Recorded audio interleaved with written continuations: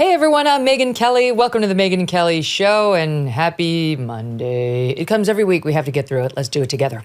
We've got a great show lined up for you today, but first, we do want to acknowledge this day. This day, September 11th, is a hard one for many of our fellow Americans. I feel like it's still a hard one in many ways for yours truly too. I mean, it doesn't seem like it's been 22 years. Does it? 22 years? I was just listening to our pal Emily Jashinsky over at The Federalist, and she was interviewing a bunch of Federalist employees who were two when 9/11 happened. I mean, they have no memory of it, right? There's a whole generation that's out there doing great things that has no active memory of it. But the feelings really are so raw for many. 22 years have come and gone since the unfathomable attack on America. It took the lives of nearly 3,000 people, and the iconic skyline of New York City changed forever. And so did our national identity. So did part of our soul. When terrorists flew passenger planes into the World Trade Center and the Pentagon, and one plane that ended up in a field in Pennsylvania, thanks to the brave passengers on board. Days later, then President George W. Bush stood atop the rubble at Ground Zero and delivered this iconic moment. This nation stands with the good people of New York City and New Jersey and Connecticut as we mourn the loss of thousands of our citizens. I can hear you.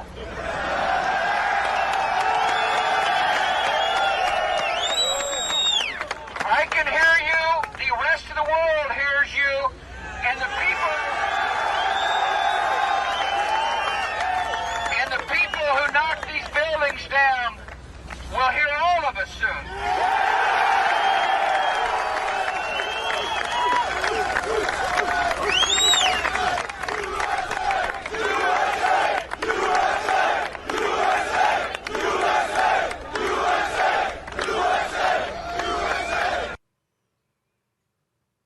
That moment is one of the reasons so many of us who took that in live at the time will always have a soft spot in our hearts for President Bush.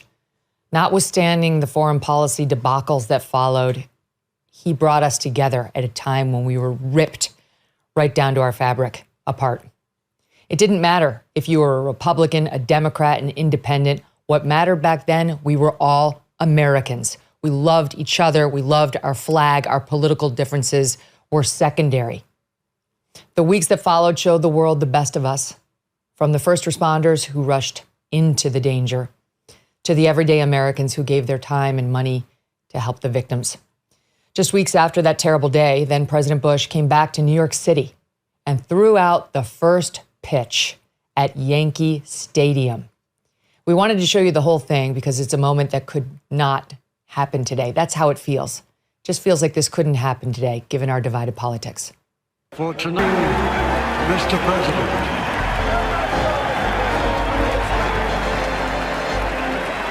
And the crowd went wild. He aced the pitch, coming from the baseball family, and the chants of USA, USA, USA. I remember my husband, Doug, who lost a very good friend on 9/11, had registered for the New York City Marathon that year. I don't remember. I met him after, but he tells the story of how he had registered with a bunch of those guys to run the New York City Marathon. And it's a lottery system. You know, you may or may not get in. And it was, I think he said, 9 days before the marathon, and he got a notice saying he had been accepted. He was the only one amongst their circle of guys who were all grieving the loss of their friend. So he did it. He put on his sneakers. He wasn't really a runner even, but he decided if he could run 8 miles that day that he would do the 26-mile marathon. And he completed it with bloody feet by the end because the people were so inspirational around New York City that day. They held the marathon, notwithstanding 9/11.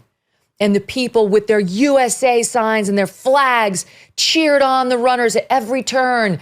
They were singing patriotic songs and they were cheering on just a moment in which New York proved our spirits had not been broken. I had just left New York right before 9/11. I'd been living here for years as a lawyer and had moved to Chicago when the actual attack happened, but my license still read 71 Broadway, where I had lived until a couple months beforehand. one of the planes of that hit the Trade Center lost its engine on top of that building that I lived in. And I used to go to the World Trade Center all the time just to read the paper, to get my coffee, to go to the Barnes & Noble there, to go out for a drink on the windows of the world at the top with friends and go dancing sometimes. And so it's personal for anybody who lived in and around New York. It's personal for most Americans. It's one of the reasons that we don't like seeing politicians or anyone else make light of that day or use it for politics in any way. And its sobriety, its importance is one of the reasons why we don't particularly love it when our president doesn't bother to show up at one of the memorial sites, as is happening with President Biden today. He's going to be in Alaska instead. This is a day on which we remember those who were lost on that terrible, terrible day 22 years ago, and we reflect on the fact that it's not over. Since 9/11, another 331 FDNY members have succumbed to post-9/11 illnesses. In fact, the greater numbers are much, much higher than that. Most of the families would put it into the thousands. They now say that more have died from cancers caused by working in and around Ground Zero than were killed on the actual day. I mean, it's just absolutely chilling, not to mention those who gave their lives fighting for the country in Afghanistan and Iraq. We also reflect on this day of what it means to be an American. What does it mean to be an American? The rights that we stand for, the way this country was crafted, the thing that made the terrorists hate us so much, much of which is enshrined in the U.S. Constitution, including the Bill of Rights, and declared, of course, in the Declaration of Independence, which preceded it. Those rights, our inalienable rights as human beings, are important. They remain important, and they remain what makes America special. We have rights written down and recognized that go unrecognized in most parts of the world. Most parts of the world. You look at what happens with free speech up in Canada, where Jordan Peterson is undergoing a mandated re-education course because he made some true comments about biological sex. You look at what's happening over in the UK even on free speech. They don't have what we have. What we have is important. It's worth protecting, and it drives other people to hate. It doesn't mean it's not worth standing for. It certainly means it's worth fighting for. And those of us who are alive on 9/11, and I hope to believe even the next generation, will never forget why we were attacked that day and the unity we felt as Americans once we were. Joining me now, Alan Dershowitz, author of the increasingly relevant book, Get Trump. Hey, subscribe to the show on YouTube and follow me on Facebook, Instagram, and Twitter. It's time to start taking care of your liver now, more than ever. But why?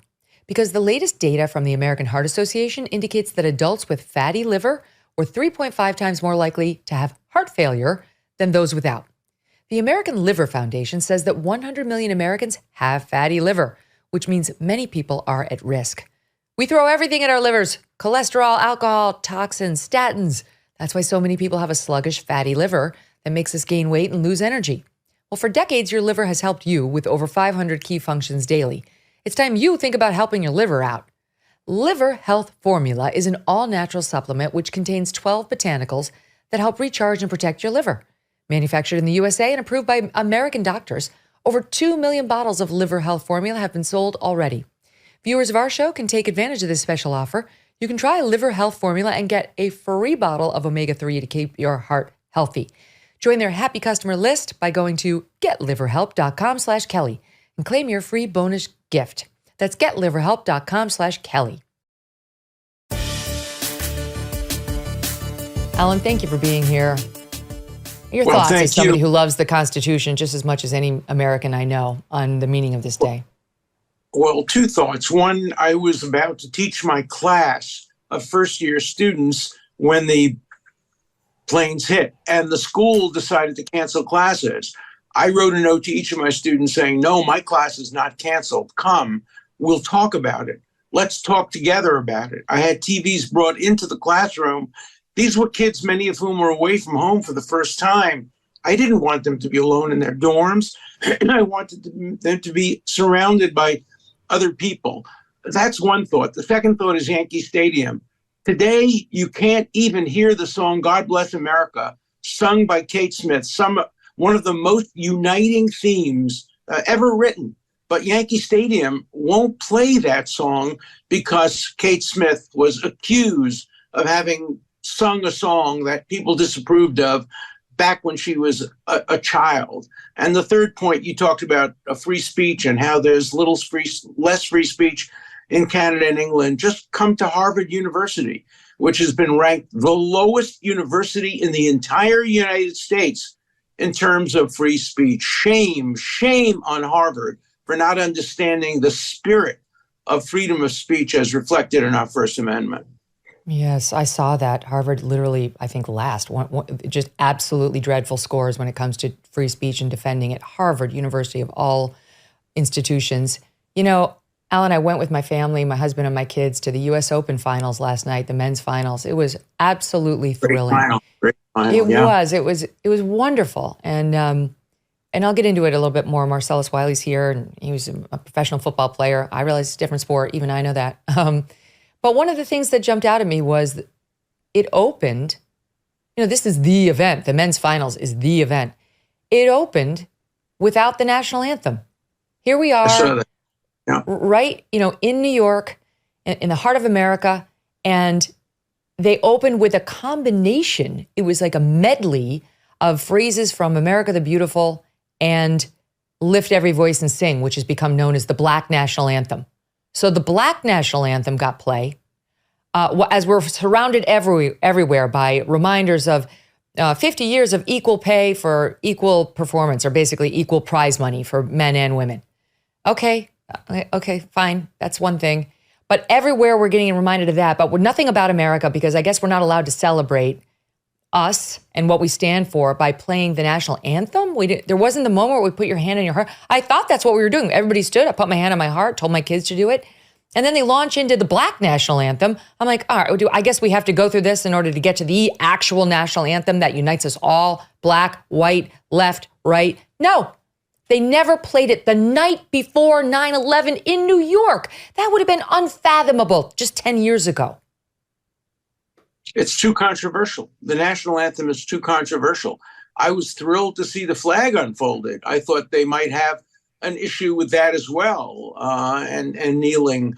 Look, every American has the right to protest individually, but organizations like the Tennis Association ought to be playing the national anthem. The national anthem is the national song, the song that's supposed to unite us, whether it's around tennis or around politics or anything else. We're a deeply, deeply divided country, and the divisions are getting deeper and deeper. And I fear for our country. I fear for our country. I fear that too few Americans today support the Bill of Rights. It's the Bill of Rights for me, but not for thee. Some focus on the Second Amendment, but not the First. Some focus on the First Amendment if it's speech that you support, but not if you don't support it. We are losing our consensus around the great history and ideology of this country that makes us the greatest country in the world and makes us the target of attacks like 9/11. So we can never forget 9/11. And I'm so glad you opened your show with a commemoration of that important day in our history. My gosh, I mean, who could forget it? And I understand we're 22 years out. I personally thought it was sad when MSNBC stopped running its Day of Remembrance. They used to run the live coverage that had happened on the Today Show every 9/11. And it would take generations like the ones I just mentioned, these young kids who weren't even born then or who were 2 years old, back and show you how it unfolded. And there's no substitute for that. Then they got accused of like fear or death porn by the left. Slate and others started writing articles about how they should stop doing that. It was demonizing, the bad guys. It was just absolutely insane. So now they don't do that anymore.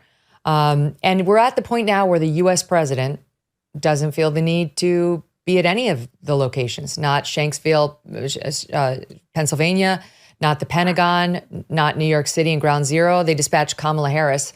But the sitting commander-in-chief isn't even here. I don't know that I want to see him, Alan, but symbolically, that would have been, again, unthinkable. Well, I would like to see him there. He's my president. He stands for the United States. In that respect, he is like the national anthem, and he should be present at events to unite the country. I voted for him in the hope that he would bring the country together and unite us at a time of great division. And frankly, I have been disappointed. And that's what he said he would do. I mean, that is actually what he promised he would do at his inaugural address. I know a lot of politicians use that word, unity, used loosely, and they don't ever plan on living up to it. But man, it was like the theme of his address, and we've gone a very different way, which leads me to the topic of today, the first substantive topic, which is that Constitution, that pesky Constitution we were discussing in the Bill of Rights, and how some now on the left want to use it, the 14th Amendment in particular, to stop, some half of the country from getting the candidate on the ballot that they seem to prefer. Trump is overwhelmingly leading in his battle to become the Republican nominee. And now the last-ditch effort seems to be get him off of there by using the 14th Amendment to say you can't run for president. You can't even run. You can't be president if you engaged in an insurrection or provided aid to someone who did. I know you don't believe in this. I've listened. I love the Durst Show. I listen to it all the time. But explain for the listening audience that isn't up to speed how they are using the 14th Amendment here to make this argument. Well, it's an effort to disenfranchise not only Americans who want to vote for Donald Trump. I insist on the right to vote against him for the third time. That's an important right, too. I want Donald Trump defeated on the merits in a fair and open election. I don't want him disqualified. First of all, the 14th Amendment was designed to prevent people who fought in the Civil War from assuming office. By the way, not only the presidency, but mayor, city council, any position under state, federal, or city law. And it doesn't only apply to people running, it applies for people sitting in office. So it's a way of circumventing even the impeachment provision. You could use it against President Biden and say that there was an insurrection by him opening the borders in the South. And Professor Lawrence Tribe, who has been pushing this so hard, he says it's self-enforcing. You don't need a Supreme Court decision. You don't need a district court decision. You don't need an accusation. You don't need a conviction. All you need is Lawrence Tribe to say, I think it was an insurrection, and therefore he can't run. If he can persuade secretaries of state, some of which are elected, some of which are appointed, some of whom are Republicans, some of whom are Democrat, if he can persuade enough of them to take him off the ballot, it's the end of democracy for the 2024 election. It means that people don't get to vote for and against those candidates who the majority of the people in primaries have decided to put on the ballot. It's the most undemocratic, anti-American tactic for getting Trump. I wrote a book called Get Trump. Every effort has been made to get Trump. They're bringing criminal prosecutions, some of which are stronger than others. The New York is the weakest. The Florida perhaps is the strongest. That's different because there at least there's a due process, a judicial safeguard. But this 14th Amendment thing, self-enforcing, it means anybody can take anybody off a ballot if they think they engaged in an insurrection such as might have occurred after the George Floyd killing in parts of the West when there were attempts to take over federal buildings and state buildings and damage to property. Who knows what an insurrection rebellion is outside of the context of the Civil War? We knew it back then, but today it's become a metaphor for protests you don't approve of, not for protests you approve of. It's so just in case you dangerous. think, just lest our audience think this is just some dream of some liberal law professors, it's not. There's a push underway in several swing states right now to get the secretaries of state to remove Trump from the ballot to make sure he cannot appear on the ballot. In Arizona, the Secretary of State, a Democrat, said he doesn't have the authority to bar Trump from the ballot, but the question about Trump's eligibility is not settled, so leaving the door open. In Michigan, the Democratic Secretary of State recently said there are valid legal arguments being made for keeping the former president off the ballot, and that it's something that they're discussing. She is discussing right now with election officials in other states. There are pushes underway in Georgia, in New Hampshire, in Colorado. In Colorado, they filed a lawsuit. That's another way of going about getting this to happen. challenging whether he has the right to stay on the ballot by this left-wing group. That case that was just filed in a state court was removed to federal court by Team Trump, saying this is a federal issue and ought to be decided in a federal court. So we'll see how that plays out. But there are active pushes underway in, of course, the critical swing states. Those are the ones that really matter, to keep him off the ballot. This could cost him the election, no matter whether he defeats all of the criminal cases against him, Alan. Well, it's not a matter of keeping him off the ballot and denying him the right to be president. What's most important is denying us the right to determine who the next president is, and leaving it to a bunch of elitist law professors, secretaries of state, and judges. Those are not the people who the Constitution allocated the responsibility for electing the president. It's voters and the Electoral College. If you want to change that, if you want to change our system into a system where judges make that decision as secretaries of state, amend the Constitution. But under the current Constitution, we get to decide who the next president is. And it's not up to some interpretation of the 14th Amendment. The 14th Amendment was so clearly designed to apply to people who fought in the Civil War in the South. And that's why it was self-enforcing, because everybody knew who fought for the South. They were proud of it. They were going around in their Confederate uniforms. They were forming organizations like Daughters of the Confederacy, Sons of the Confederacy. They were celebrating the Confederacy. Nobody was denying that they fought in the Confederacy. That's why it was self-enforcing. But beyond that limited use, if you take it now to 2024, how do we determine what's an insurrection? It can't be decided by secretaries of state. There has to be a process. Right. If they think this, I mean, seriously, if they think this, that it's self-executing, and once you engage in what, quote, an insurrection, which in their definition means challenging the election results, refusing to accept that one has lost when one has lost, because again, Trump is not the one who stormed the Capitol. He did not do that. Right. What he did was try to challenge election results in every way, shape, and form he could think of.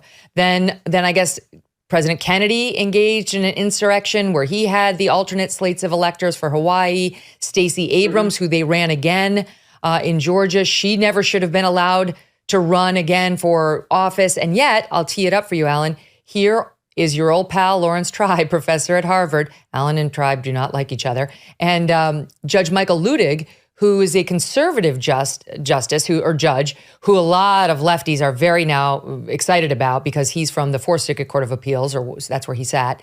And he's taking the same position. But don't forget, just because you're a more conservative justice or person doesn't mean you don't hate Trump, okay? Doesn't mean you wouldn't do everything in your power to get him. Here they are together talking about this scheme.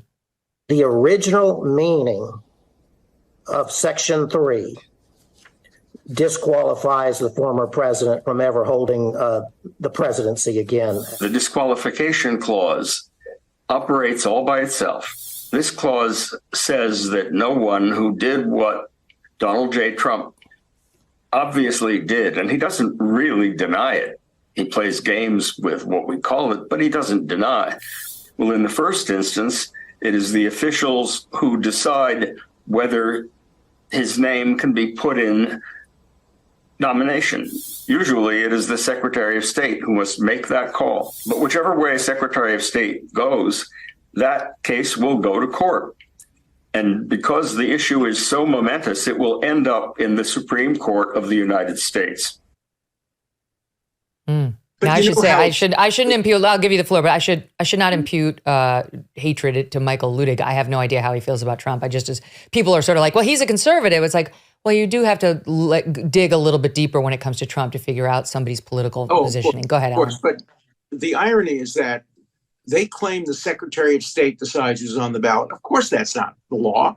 The people decide who's on the ballot. The Secretary of State performs the administrative function. That's exactly the argument that Trump was trying to make with Vice President Pence. He was saying the vice president decides how the electoral vote should be counted. And the same Luttig and Tribe said, that's an insurrection, getting the vice president to play a role as to the counting of the votes, and yet they're doing the same thing.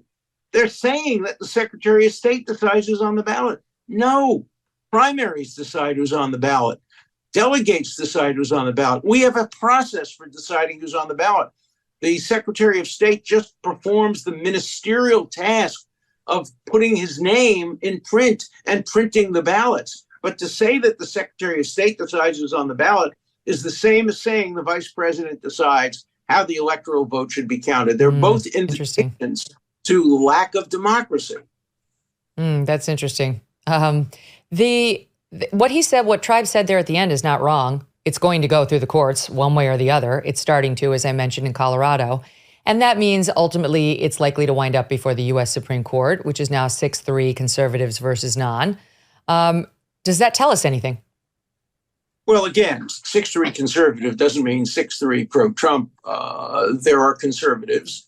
Some of the people who are the most active in trying to get Trump are conservatives, members of the Federalist Society, who also believe in manipulating the Constitution to satisfy their own ideology. Their ideology may be different. Tribes may be different from Ludic's, but they both are prepared to manipulate the Constitution to achieve their desired result of getting Trump off the ballot. Now, remember, the Supreme Court has generally introduced the concept called the political question, where they don't get involved in issues like this. Now, in this case, they're going to have to get involved. But, you talked about some of the people like Stacey Abrams who would be disqualified.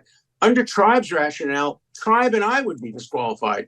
We together were on the side of challenging the 2000 election.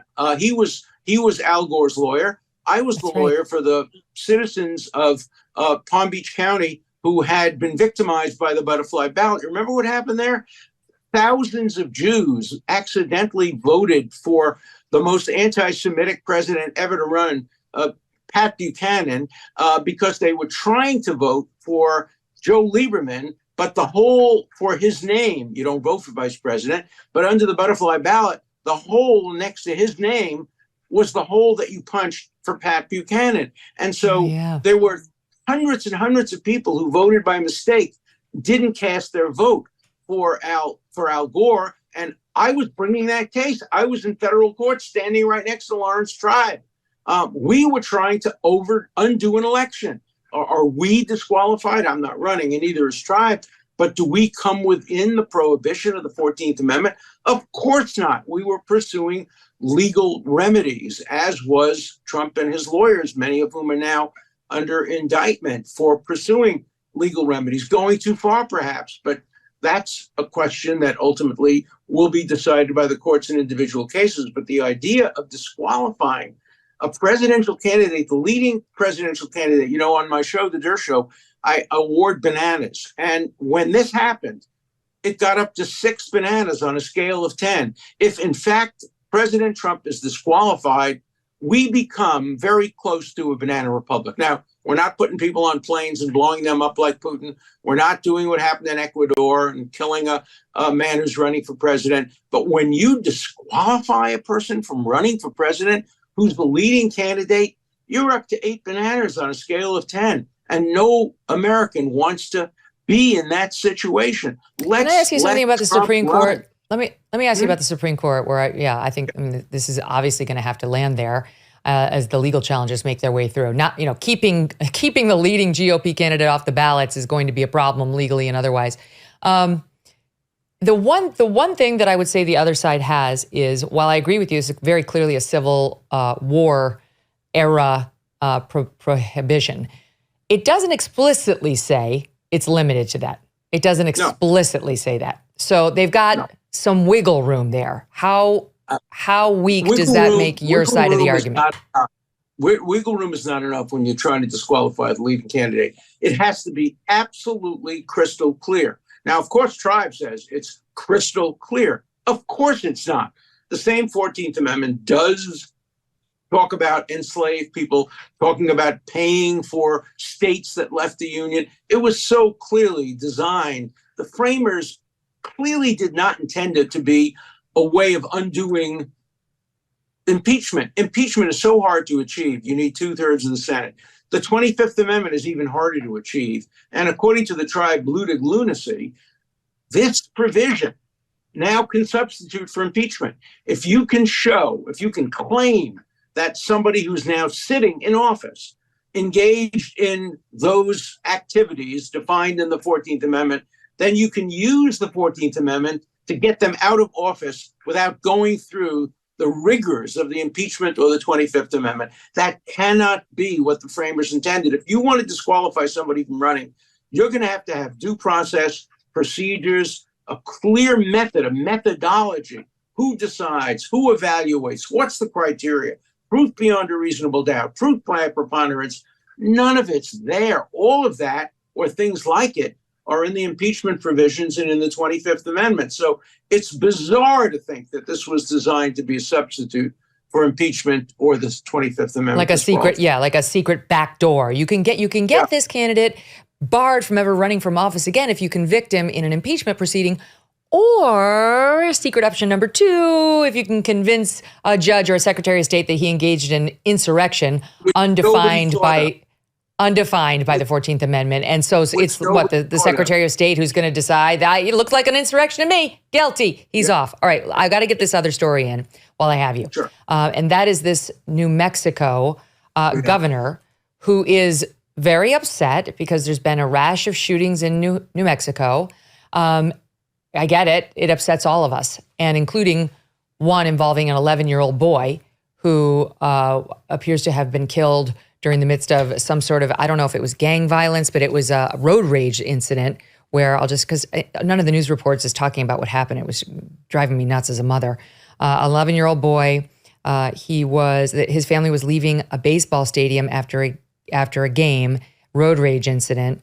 I was certainly not suggesting he was in a gang. I'm like wondering who unleashed this hell on him. Were they in a gang, or what would they do? Because they made the car in which the child was riding made a U-turn in front of the suspect's vehicle. And then that suspect got out and fired 17 shots at the family's car. I mean, that's just absolute lunacy. The boy was killed, and there hasn't yet been an arrest. Absolutely awful. It's not the only incident in New Mexico. But this Democratic governor, as horrified as she was, I would submit had absolutely no right to do what she did, which was essentially to suspend the U.S. Constitution, including the Second Amendment, because she says it's an emergency and she really, really doesn't want the guns in New Mexico, concealed carry or open carry. It's any gun unless you're a law enforcement officer or security officer. So people who are legitimate gun owners and have licenses to carry guns in New Mexico are now under her emergency order no longer allowed to carry them inside their cars, inside their pants, inside their homes potentially. Here's how she put it when she was being pressed by a reporter on whether this was okay to do. You took an oath to the Constitution. Isn't it unconstitutional to say you cannot exercise your carry license? With one exception, and that is if there's an emergency, and I've declared an emergency for a temporary amount of time, I can invoke additional powers. No constitutional right, in my view, including my oath, is intended to be absolute. There are restrictions on free speech. There are restrictions on my freedoms. So just two things there, Alan, whether she has the right to do this because, no constitutional right is absolute. And the second admission that she doesn't see her oath of office as absolute. Well, obviously, she is doing something that many people will approve of. If I were at the Constitutional Convention or the Bill of Rights Convention, I would not have voted for the Second Amendment. I'm not in favor of there being a constitutional right to bear arms. We're one of the very few countries in the world that have that, but it's in the Constitution. And you can't suspend the First Amendment or the Second Amendment because of emergencies. We tried to do that in the past during the Second World War. They suspended the right of Japanese Americans to live on the West Coast and put them in detention centers. That has come to be understood as one of the worst Supreme Court decisions ever. The Constitution is designed for emergency times, for difficult times. And as much as I don't myself like the right to bear arms, I completely support the Constitution as written and would very firmly argue that she has no right to suspend it. She has the right to seek a constitutional amendment. You can interpret the Second Amendment, and after all, it does say it starts with a statement about the need for militias, well-regulated militias. You can make the argument that guns can be well regulated under the Second Amendment. That argument is made in the Supreme Court, but you cannot simply suspend completely the right any more than you could suspend the right of freedom of speech. He's right that freedom of speech is not absolute, but no governor can say there's an emergency. We now suspend all of free speech rights. We close newspapers. We close the media. That's what they do in repressive regimes. So if you suspend the Second Amendment today, you then have the power to suspend the First Amendment, the Fourth Amendment, and the Fifth Amendment.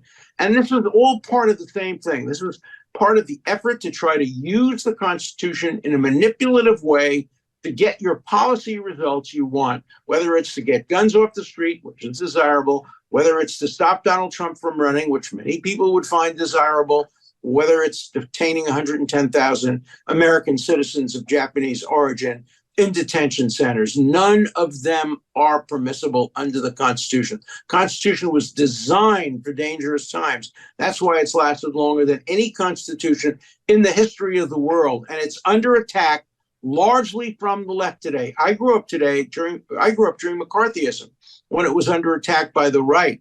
That's why I'm writing a new book actually called The New McCarthyism, why the woke version is even more dangerous than the original version, because it represents the future. The people who are calling for these suspensions of the Constitution are the young people who will become our leaders in the next 10, 20, 30 years. That's why it's so dangerous. We have to fight it, whether it's the Second Amendment or the First Amendment. I got to ask you one parting question. Please forgive this question as be considered rude, but I've heard you talk about your age openly. Are you almost 85 now? I am over 85. I had my birthday last week, and the same weekend that my daughter got married, and so I'm an 85-year-old who's still fighting back. And happy birthday! Gives me strength to continue to fight back. Look, the reason I raise it is I always reference you, Alan, when people talk about how it's ageist to raise questions about President Biden's mental state. And I always say it's not about his age. You know, Trump's only 3 years younger. People don't have these concerns about Trump. Most people don't. But look at you, 85 years old, sharp as a tack. Every once in a while, I hear you complain if you cough. You know, it's tough getting old. That's the extent of it, of what I hear from you. Is there a secret to staying as sharp as Alan Dershowitz into our mid-80s? Like, what can the rest of us do? It's great. It's having a terrific enemies list. Being attacked. I'm great. I'm going to live forever. Abigail Finan, you'll never die. People who you really thrive on responding to. And, I'm very active and want to continue to be active in defending the Constitution. It needs defense more than ever. Look, I regret having retired from Harvard. Harvard did not have the lowest ranking of any university in the country when I was there, because I was fighting back every day against the administration. But a few of us who have been older have retired and left, and now it's up to a group of people called the Council on Academic Freedom. Imagine Harvard needs to have a Council on Academic Freedom, which contains only a minority of its faculty, to try to preserve academic freedom. Harvard is the future, and the people who are students there are our future leaders, and they believe in free speech for me, but not for me. But wait, I need more practical tips. So get an enemies list. Do not retire early. Was there like 2 hours of aerobic activity a day? Is there some magic diet? Is there anything else you can give us for our list? I try to walk 5 miles a day if I can, but not.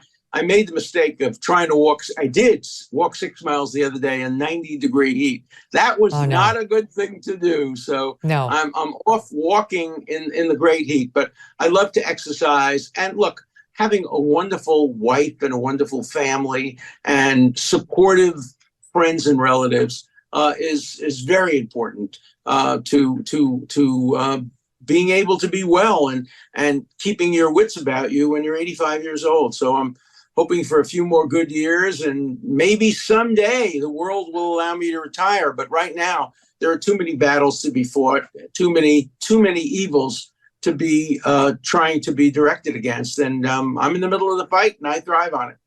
Well, thank goodness for it. And now the way you phrase it, thank goodness we have some enemies and some fights to be fought. Alan, thank you so much. All the best to you, Professor. Thank you. All right, team, note to selves. Let's send Alan a birthday gift. We forgot all about his B-Day. That's a big one, 85. And you look, it's not ageist, right? Wouldn't you vote for Alan Dershowitz? I mean, you probably like his politics, but even if you didn't like his politics, you wouldn't look at him and say he's too old. He's like on fire. He's sharper than most of us. It's not about age. It's about what our eyes and our ears show us when we look at somebody like Biden or Di-Fi, et cetera. Okay, up next, Marcellus Wiley's here. Looking forward to talking to him. He was on back in March. We had a great convo, but it was too short. Today we resume. In a rather startling description, the UN food chief warned the world with the words, knocking on famine's door. He called what we're facing a perfect storm of a perfect storm, and he's not alone. Barron's published that a food shortage could be coming, even in the U.S. Farmers see it too. John Boyd Jr., a fourth-generation farmer, told Fox News that we are going to see empty food shelves in the coming months. That's why getting survival food may be more important to you than ever. Now, you can create your own stockpile of the best-selling 4 Patriots survival food kits. It's not ordinary food. We're talking good for 25 years, super survival food. Hand-packed in a family-owned facility in the USA and giving jobs to over 200 Americans. They have different delicious breakfasts, lunches, dinners, and you can make these meals in less than 20 minutes. Just add boiling water, simmer, and serve.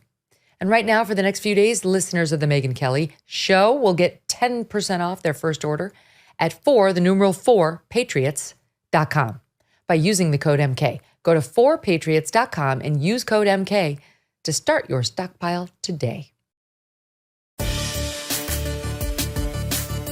It was a huge weekend in the sports world. As I mentioned a minute ago, my family and I attended the U.S. Open, the men's finals. It was absolutely thrilling.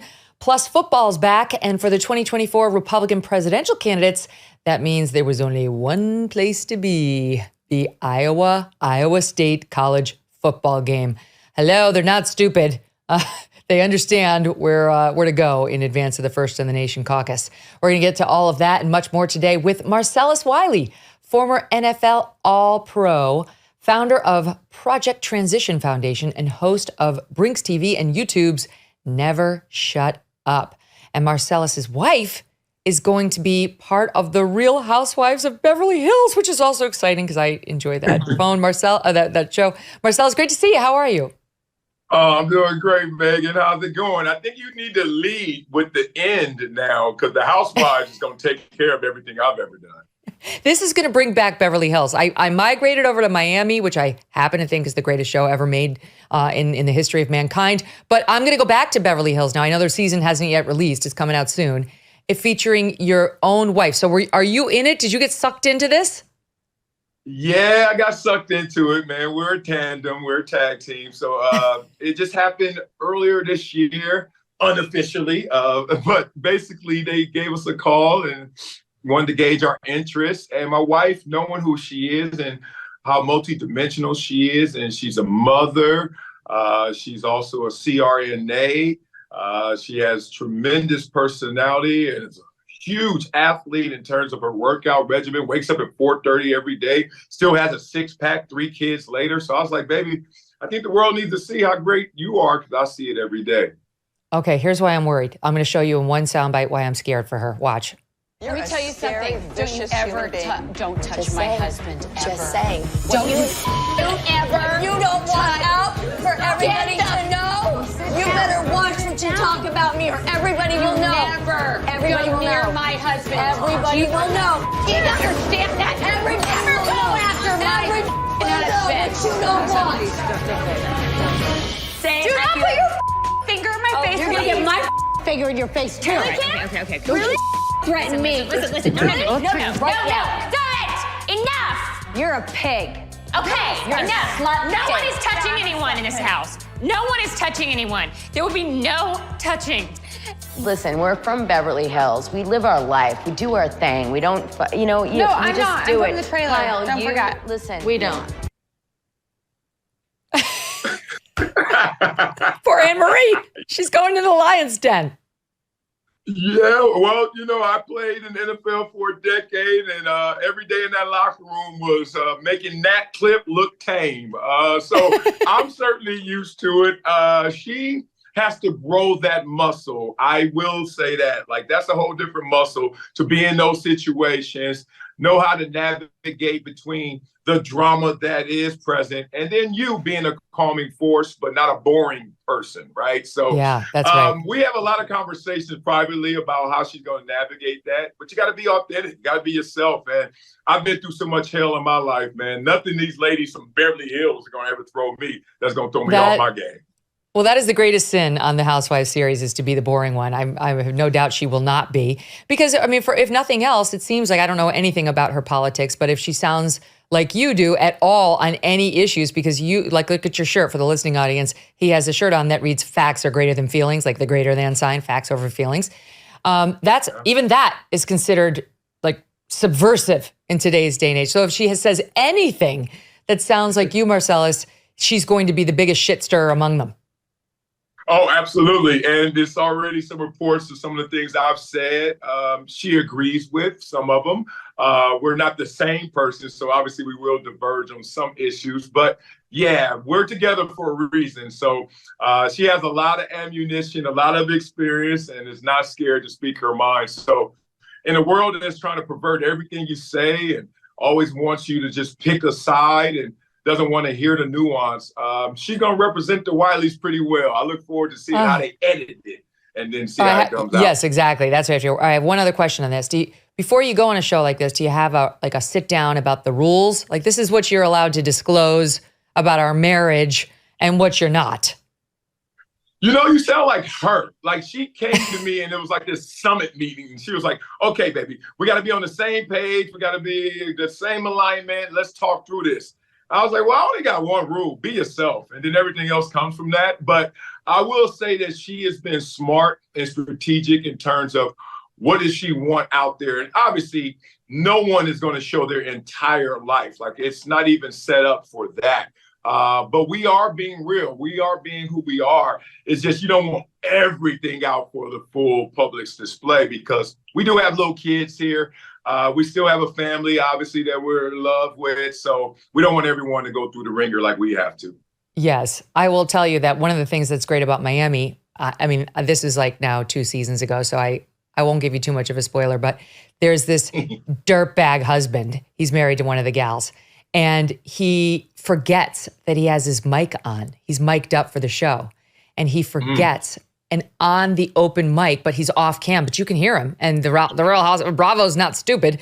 They played it. He's talking about how he's going to leave the wife, and he's got somebody on the side, and he's so into this other woman.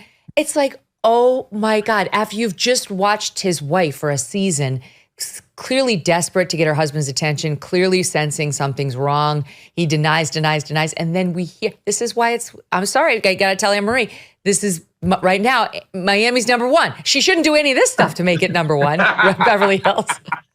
Yeah, but it's like the it's a high bar. Evil. It's right. It's like, oh God, if you're just going to be a normal, great human ambassador for society, boring. If you're going to stir it up, okay, now we got something going. Pom-poms for you. I get it, totally.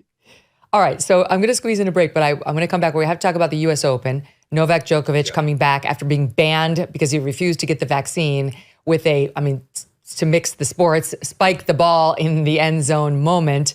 We'll talk about some of the woke displays that I saw there, and then what's happening in football, too. Also, there's an update in the Blindside case with Michael Orr suing the Tuohys, claiming that they lied to him about his adoption status. We'll bring that to you, and Marcellus may have some thoughts on that, too, as a football player himself. Stay with us, folks, and don't forget, you can find the Megyn Kelly Show live on Sirius XM Triumph Channel 111 every weekday at noon East. The full video show and clips by subscribing to our YouTube channel, youtube.com/Megyn Kelly. If you prefer to get your news via an audio podcast, follow and download on Apple, Spotify, Pandora, Stitcher, or wherever you get your podcasts. And if you're listening to us via audio and you have forgotten to hit that follow button, could you just do it? Do it now. That would be awesome. We would love to have that kind of, go steady relationship with you. And there you'll find our full archives with more than 600 shows now. Millions of Americans earn and use credit card rewards. A few big box retailers want to take those rewards away. That's according to the Electronics Payments Coalition, a sponsor of today's episode. Rewards you may use on groceries and school supplies, cash back to save on gas and grow small businesses, and travel miles to make memories. Well, the so-called Credit Card Competition Act would eliminate credit card rewards. No more travel miles and no more cash back. Visit handsoffmyrewards.com to learn more. And if you want to help them, tell your legislator to stand up to the retail giants and to support consumers and small businesses.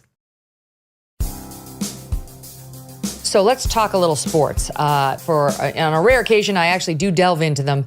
And this weekend was one of those occasions where we went as a family to the U.S. Open men's finals. And I mean, the tennis is definitely woke. It is woke. It's like, it was all about Billie Jean King and equal pay and like all the messaging and Moderna signs everywhere, which you don't have to be woke to be pro Moderna, but it was a little in your face with the Moderna messaging. It's like, you know what? A lot of people, including yours truly, have had bad experiences with the vaccines, and I don't need to look at it all over the place. And I'm just trying to watch a tennis match. But okay. Yeah. Then we go out. They don't sing the national anthem, which I talked about with Dershowitz. It's apparently the day before 9/11. They thought maybe we'll skip the national anthem. Instead, we got Lift Every Voice and Sing. So we got sort of the so-called black national anthem, but not the actual national anthem. All right. And then we had this amazing tennis match between Novak Djokovic of Serbia and Daniil Medvedev of Russia. And he was one of 3 Russians who made it into the finals, if you count all the singles and the doubles finals, men and women. And what they've done, Marcellus, you've probably seen this since the Ukrainian conflict, is they've blanked out the little Russian flag. So you see the Serbian flag next to Novak, and then you don't see anything. You just see a gray triangle next to the Russian players. I'm sorry, it's ridiculous. Medvedev did not cause the invasion of Ukraine. I'm sure he's got a lot of family and friends there who he loves and remembers. That's where he got his start in tennis. Why are we trying to pretend the Russian people themselves, including this tennis player, are to blame, and that the blanking out of this flag means anything at all? Yeah, it's hilarious that you bring this up, because watching the U.S. Open all the way through, we're not big tennis fans, but certainly get riled up for the big majors. And my wife looked and she said, what country is he representing? And she saw the little gray square at the bottom. I said, I think Transylvania, the way that they're trying to depict it, like they literally like it just blanked him out like he's Dracula. So I don't know what this is. Yes. But if you really want to go down that lane, down that hole, the whole representation conversation and what we call woke right now is really an attempt to keep people controlled, keep the status quo, let the haves and have-nots continue to widen in the divide, which allows those in power to even have more power. And for anyone who gets into these conversations and doesn't think with that mindset perspective, usually you'll get sabotaged and usually you'll get suckered into it. We're trying to really leave complex thought out of all these conversations and representations just so it could be simplified. Are you left or you right? You're Democrat, Republican. And because they simplify it, it forces you to make a blanket decision that really doesn't encompass all things that you need to respect. Like, this guy did not invade any country. So it's just a sad state of affairs for those who speak the truth, those who look for the truth, look like the outliers, look like the ones who are in the wrong, when in the actual pursuit of the right is what we're all in seek of. So I just laugh at these conversations. It's really disheartening when I look at my kids, because I'm like, I hope they have the same compass that I was given to navigate through this BS. And if not, they'll get lost in the sauce like so many people are. Well, they're going to have it. Today. They're going to have it because I'm sure you talked to them about it. I mean, our kids were there. Our kids were definitely rooting for Djokovic. And I was rooting for Djokovic to some extent too. But I was kind of in a position where I was like, I can't lose, because I would be happy to see either one of these guys win. And one of the reasons why I liked Medvedev is because nobody was cheering for him. Not nobody, but the crowd was clearly with Novak. Yeah. And I felt bad for him. Like, yes, he's been a little spicy, but so is Novak. I mean, they both can sort of in the John McEnroe-esque way of kind of getting in somebody's face if they don't like what the crowd's doing or what the ump is doing. They're not shy, which I also like.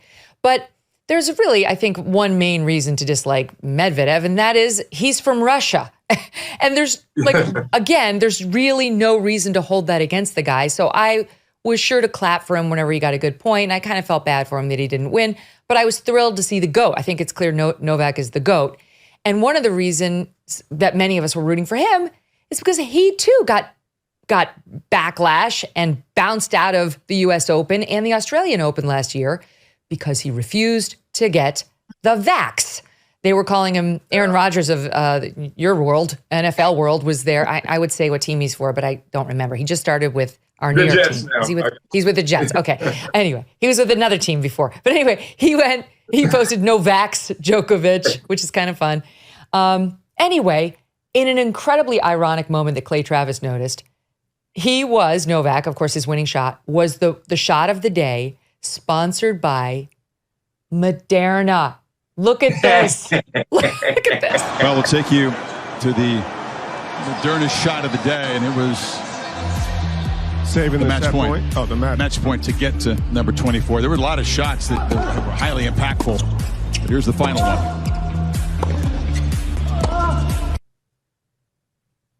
Moderna. I mean, but he was totally vilified. Totally vilified. It wasn't just you're banned from these tournaments, for absolutely no purpose whatsoever. But he was written up as some sort of a demon by many in the press who thought how gross this is, that this elite athlete who didn't know what consequences there might be to the vaccine refused to get it. Yeah, and that's what's amazing about it. First of all, we just can't fly over the double down by Moderna. Moderna shot of the day, too. Like, it's just hilarious right there for Novak. And then, good point. You know what's so crazy about when people want to talk about representation and the openness and tennis especially, how do they fall victim to this other than the capitalism at play? Just take any check that comes.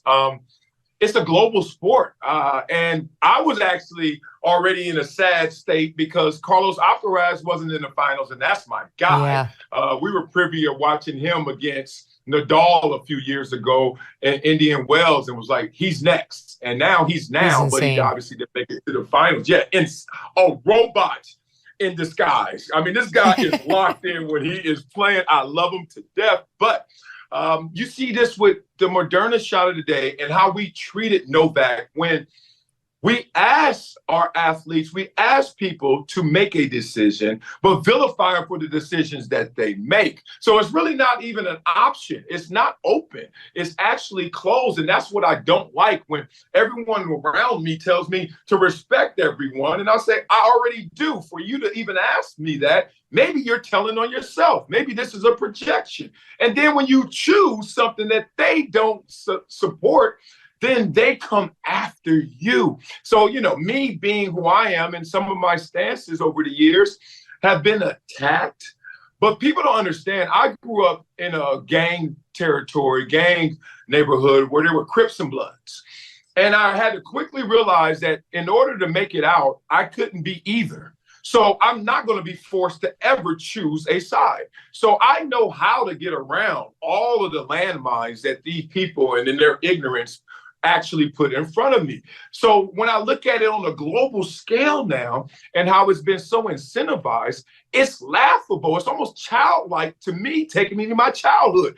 Are you going to wear this color? Or are you going to wear this color? Are you going to think this way or that way? And if not, you don't support what I support, I try to come and kill you. And that's where we are in this sad state of affairs. I just shake my head and keep speaking my truth. I read something that you had said about growing up in Compton and this gang life that was around you. It's talking about how you knew the truth because you saw these guys who are so tough out there on the streets, but you also saw what it would like the toll it took on them as men when they would come inside the house and occasionally let their guard down. That really stuck out at me because you never think of that piece of it. Yeah, I was able to live through the experiences of, I had 3 uncles, no brothers, just 2 sisters and 3 uncles. So those were my big brothers. And 2 of them were murdered and 1 committed suicide, all involved with the street life. What I was able to see through them was the reality of them going outside the house and commanding power from the streets. They were the man. Everywhere they went, people bowed down to them, scared of them. And I also saw them come in the house and got to see them behind the veil and the pain and the suffering and how they were actually hurting on the inside. That's why hurt people hurt people. So I was already privy to knowing that the only people out there who are really messing with me, who are coming after me, who are making me make this choice are the hurt people, are the kids who mom and dad doesn't love them, or they don't feel the love. They have the broken home. They don't have the support system I have. So never be scared of that person, because he's only swinging first because he's scared. So I know that from growing up. And now when I see all of this influx and attack of propaganda, it feels the same way. And I just look and say, wow, what happened to the world where you can just go be who you are? Sometimes I'm over here, sometimes I'm over there, but I'm always there, and allow people to have their social space. And, it gets deeper than that. Being a black man, sometimes you have to go with the black vote. You got to go with the black stance and et cetera. Being a woman, you got to go with the women's vote, women's stance. And I just sit there and say, can we just listen? Can we just look into what these issues are and then take a deeper dive and talk through it? So how did you manage to avoid that life? How are you, as accomplished as you are, crushing it in so many different departments, not just professionally, but family too, notwithstanding that kind of a beginning? Yeah, look, it started with an identity. And my identity, I think the version I learned was more helpful than the traditional one. A lot of times we go up to kids, you've been there before, the third grade class. Okay, who wants to be a fireman? Me. Who wants to be a doctor? Me. Who wants to be a football player? All of us, right? And I think we traditionally learn identity is what you want to be. But I learned identity in a different way. It's not just who you want to be and what you want to be, but who you are not.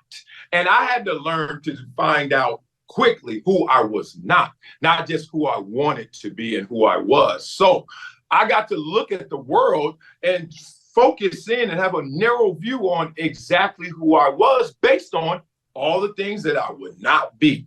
I wasn't going to be a liar. I wasn't going to be a thief. I wasn't going to be a convict. I wasn't going to be a crook. I wasn't going to be a shyster. All these things. And if you look at this world now, so many people were in pursuit of what they wanted to be. They didn't eliminate a lot of things that they wouldn't be. So they stand for nothing and they fall for everything. And I just think that I was blessed to have both parents in the home that gave me that balancing act. I had a lot of tough love, whether it was from the family or my neighborhood, and surviving that adversity allowed me to thrive in the real world, because nothing's tougher than what I've been through. And more importantly, nothing's more complex than just trying to get home every single day, using up your mental space just to navigate the BS of a daily trial growing up in Compton and South Central. So I use a lot of what I've been through to give me the strength, but also give me the clarity to see things as they come my way. Wow. What a testament to your own resilience. Before we move off of the U.S. Open and actually parlay the story you just told me into what's happening with Michael Orr, who also had a difficult background, but then made it thanks to football and some other intervening factors. I got to spend a moment on Coco Gauff at the U.S. Open. She's America's sweetheart. She won the whole thing. Yay, go Coco and go Team America. She's only 19 years old. Alcaraz is only 20, but he's not American, so I'm just going to take a moment for Coco. She wins. She gets out there. This is a sweet moment where she talks about her dad. She was there at the U.S. Open just like 8 years ago as an observer watching Serena and Venus. But listen to this. It's soundbite 11. Today was the first time I've ever seen my dad cry. He doesn't want me to tell you all that. My dad took me to this tournament, sitting right there watching Venus and Serena compete. So it's really incredible to be on this stage. The dad, for the listening audience, when she's saying he cried, is giving her the like, no, be quiet, like cut the neck moment, with the fake hand. That was so sweet. And it's so great just to see a nice, like celebratory, yes, father, daughter, like family, you can do it. You can believe in it. And then she added something, which is kind of the theme of our show today. Alan Dershowitz says the reason he made it so intellectually fruitful at 85 is because he has a list of enemies. Listen to what Coco Gauff said about the haters. Listen. Honestly, thank you to the people who didn't believe in me. Honestly, to those who thought who were putting water on my fire, you're really adding gas to it. And now I'm really burning so bright right now. That's so great, right? It was just a nice moment. There's no necessarily political commentary. It's just a feel-good moment on a good day. Oh, that's it right there. I mean, one thing I've learned is you have to accept all that comes with whatever you want. And that's the good, the bad, the ugly of it. I tell people all the time, life is not a 100-meter race. Like, set, go, and just go straight ahead, and there's smooth course in front of you, and then you finish. That's not life.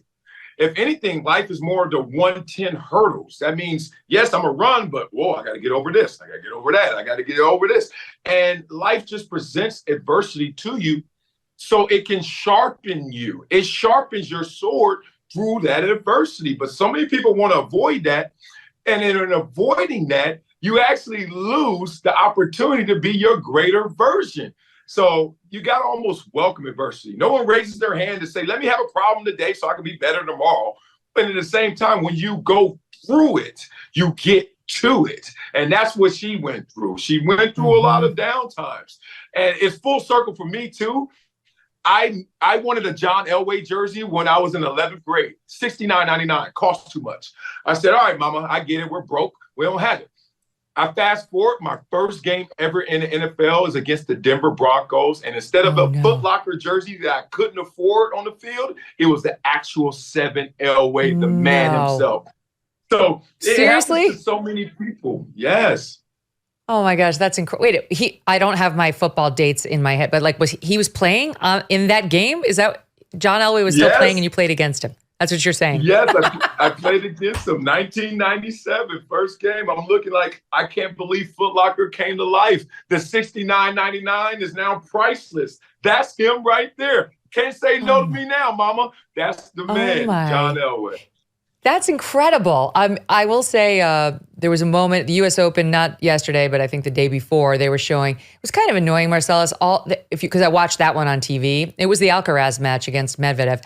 And my God, they were obsessed with the celebrities in the audience. It was like Charlize Theron, Nicole Kidman, Tom Brady, back to Tom Brady. And then yesterday was some Matthew McConaughey. I was like, could you just show me the fucking match? Sorry, forget. It's just like, stop with the celebrity obsession. I don't care about them. Oh, you sound like me. You know, I'm actually fighting this. So this is hilarious you bring this up because it's something stirring in my spirit and I'm staying strong, but I feel that pressure, that urge. So I'm a season ticket holder at the LA Chargers. I'm a former San Diego Charger. And long story short, I started playing football at 8 years young in Inglewood, across the street for what at the time was the Hollywood racetrack, which is no longer there. It's SoFi Stadium where the Chargers play, where I used to play for the Chargers. So I'm thinking, like, my spirit is like, dude, come on, full circle. And you're a season ticket holder. You're the man. But I want to sit in the crowd. Now, every single person that sees me sitting in the crowd, like everyone else, they're like, why are you not in the luxury suites? Why are you not in the box? Why are you not in the owner's suite? Why are you not taking advantage of your celebrity? I'm like, because I want the experience that everyone gets. I don't want the air-conditioned, catered experience. Oh, they're still playing out there? I want to be in there when you jump up excited. Guess what? The beer spilled on me too. And I okay with that. And it's just constant. People always trying to give you that celebrity lens to look at life. And let me give you this, Megyn. Yesterday, J.C. Jackson got an interception and literally ran to our section and threw the football up to me. I handed it to my son, and then that moment, it justified me staying out there with everyone else instead of the celebrity suites. That's awesome. Oh, that's amazing. Yeah, you want your kids to have that experience too. You don't want them to grow up like, oh, I'm better than everybody else. I'm so snooty. I only go to the luxury box. We looked at the luxury box, like the main one where the celebs were, and half the time, because they go into the box and they eat and they drink, and then there are the seats right in front of it where they sit and watch the match. Those seats were empty for more than half the final because they were doing exactly what you're saying. They missed so much of it because they were glad handing back there, probably asking for selfies instead of actually watching a great match. By the way, on the subject of football, so Tua, it's very dicey to try to. Tua has such a long last name. Don't do Tagliavola. Okay, Tua's back. Tua is back, despite he was the one who had the terrible concussion, and it was shown on tape, and we really wondered whether he should have been playing because he had already had a concussion, and you could see him shaking his hands. He's playing again. I don't know. What do you make of it? Because there is a push right now in lots of high schools and middle schools and even Pee-wee football. Don't put your kid in football. It's too dangerous. Look at guys like Tua. We could cite a bunch of other examples. It's dangerous. What do you make of it? Yeah, I got to see Tua yesterday live and in person. He threw that interception that J.C. Jackson threw the ball to me to give to my son. That was Tua there. But, football's done much more for me than I've ever done for the game of football. That said, football hurts every single day in every single way, whether it's physical, whether it's emotional. It's a game of skill and a greater game of will. You have to fight through everything you earn in football. That's why it's the ultimate team sport, and that's why it's the best sport to translate life through. But it comes with its hardships. It comes with its issues. My son is a football player, a flag football player at 8 years old. When he gets to high school, we're going to have a long conversation, if he wants to continue to play football, about him playing tackle football. Now, I'm a former football player who at 8 years old was playing tackle football, and I would never sign my kids up for that. Different times, different culture, and different understanding of the sport. But I do not go to the extreme of saying I won't allow my kid to play football, because I'm going to allow any human being to live out their passions if that's what they desire to do. So once he gets to an age where he can understand the good and bad of what comes from football, because it's tremendous in terms of what it offers you in discipline, work ethic, toughness. But also it comes with its shortcomings. Like, you're going to have times where someone hits you and you're going to forget what planet you're on. And, I'm not going to say to take the good with the bad, but there are far more great things that come from football than the things that it takes away from you. And it's so fun to watch. I mean, my kids were saying, we were in Arthur Ashe Stadium. They looked it up. Kids love statistics. And they're like, this stadium seats 24,730 people, whatever it was, which was great. And it's actually not so big that it's unmanageable. Like, every seat is pretty good. And then we started looking up how many your average NFL stadium seats. It was like 60, 80, 70,000. Think of it. When my kids couldn't get over, they were like, wait a minute. It's like 4 times as many people. The thrill of that, Marcellus. I mean, that must be so hard to leave it. And you can see why so many guys chase it. Just there's that, and then there's everything else. Yeah, let's talk through that. Like, the best moments of football, you never replace them. It's impossible to upstage them, but you can get something comparable. So here's the thing. The best part of football is obviously the locker room, just all these relationships. Think about this world, and we're getting so far away from this world. I used to love playing football because I didn't have any brothers. So I walk into a locker room, there are 52 other dudes. And they're from all parts of the world, not just country, world. And we all look different. Some are short, some are tall, some are fat, some are in shape. And we all have different worldviews. Some are hunters. Some will go out there and kill and then eat it. Some of us are city boys, scared of mosquitoes. And we're all in there together bringing our ideas and viewpoints, talking about everything, laughing at all our pain, and then leaving that room in even disagreement for one thing, one goal, one common pursuit. To me, that was like the best world I could ever live in. But the best experiences are simple. You walk out of a locker room, all of you guys, and you're walking down the tunnel, and it's the cleats hitting the concrete of the tunnel and making that marching band sound like drumline, and just 53 guys in unison going somewhere to hit the turf. And it went from darkness to light.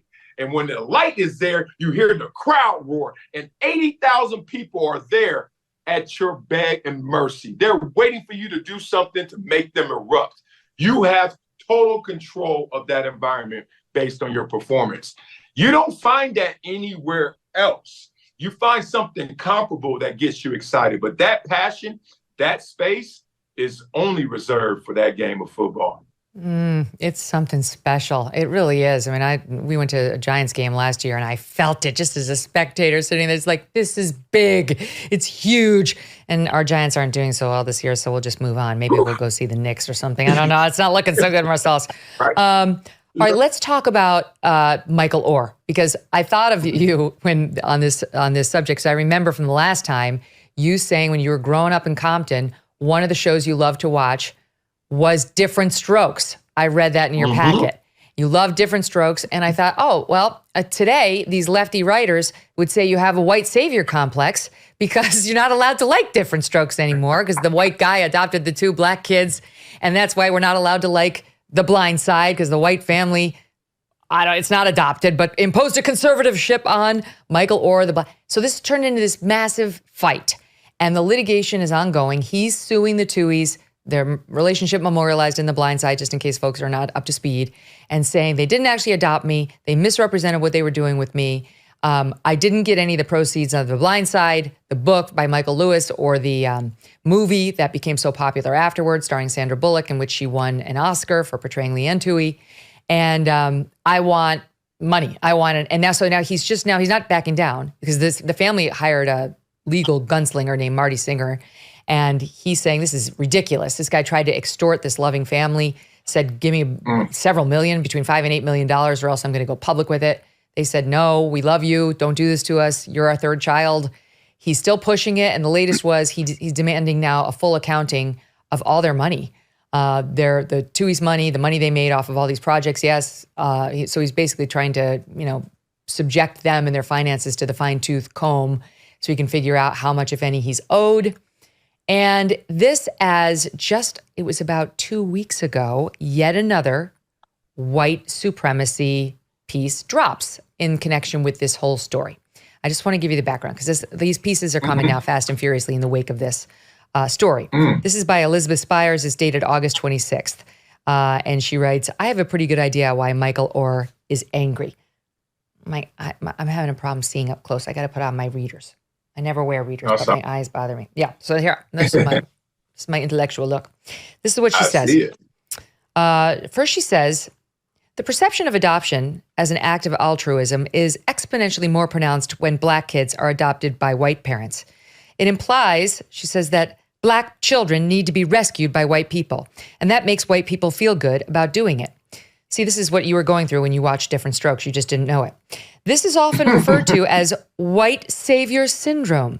The idea that black children are automatically better off with nice white parents than their own biological parents is just white supremacy. I mean, it's like, well, maybe depends on the circumstance, lady. It depends on the black parent, the white parent. All right, she goes on to say, it doesn't always arrive, white supremacy doesn't always arrive wearing a white pointed hood or muttering racial slurs. It's often just a presumption of white benevolence. This is all in the context of the Michael Oher Toohey fight. She writes, nowhere is this more apparent than at schools like Briarcrest. That's where Michael Oher went thanks to, in part, the Tuohys, which were founded amid desegregation by people who regarded themselves as nice white parents and who did not want their children to attend school with black children. She goes on from there talking about how this whole story is an example of white saviorism. The Tuohys ought to be ashamed of themselves for trying to help Michael Oher.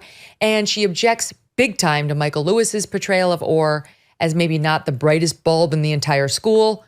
which is one of his complaints. But what do you make of the whole controversy now as history gets rewritten every day? Pure ignorance, beyond ignorant. My first pushback is this is something that a lot of people are guilty of late. Like it's really growing in numbers of this time shift.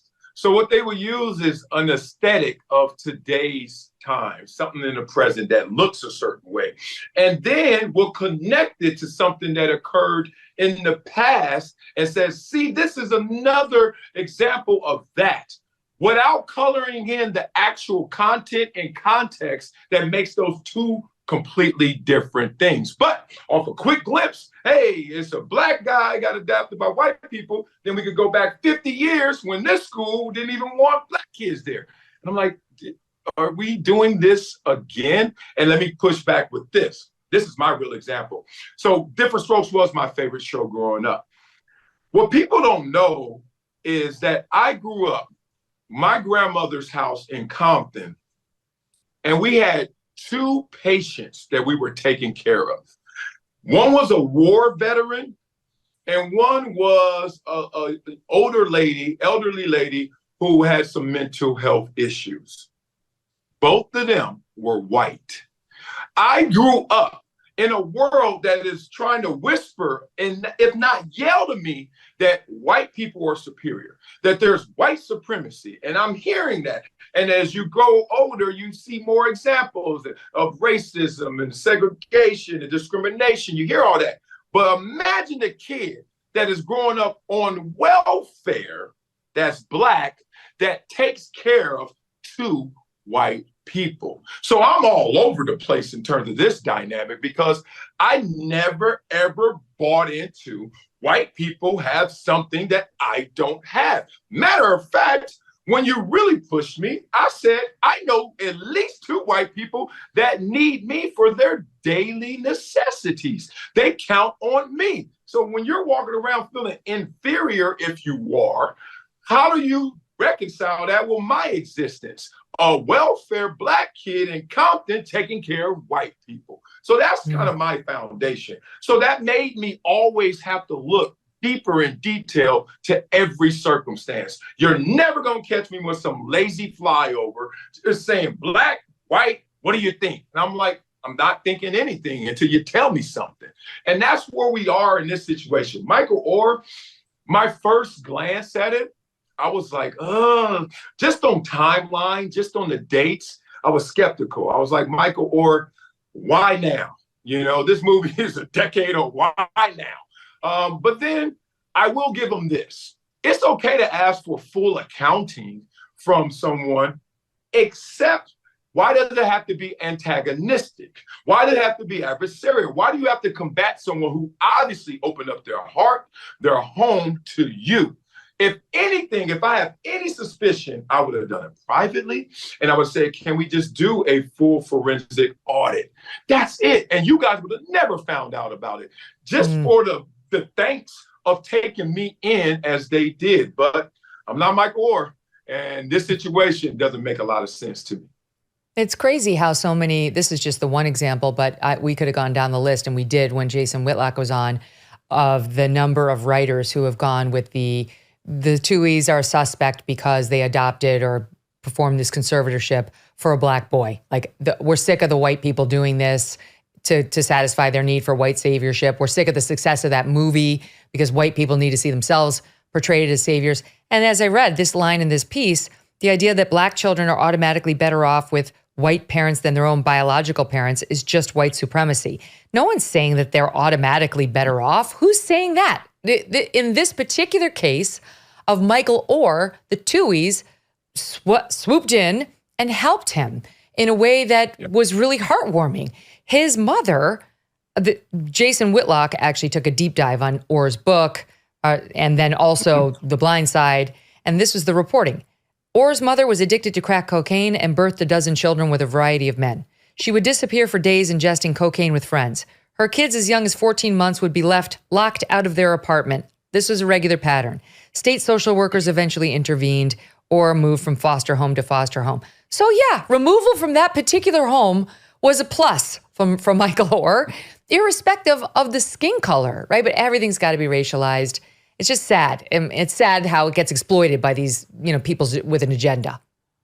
Yeah, with an agenda and no experience. Like, excuse me, my mother's a crack addict. I would take any stable, secure home, black, white, orange. But now, since it's a narrative, since it's something that we can say in prose instead of experience, now we can make this look different and re-identify the particulars of this situation.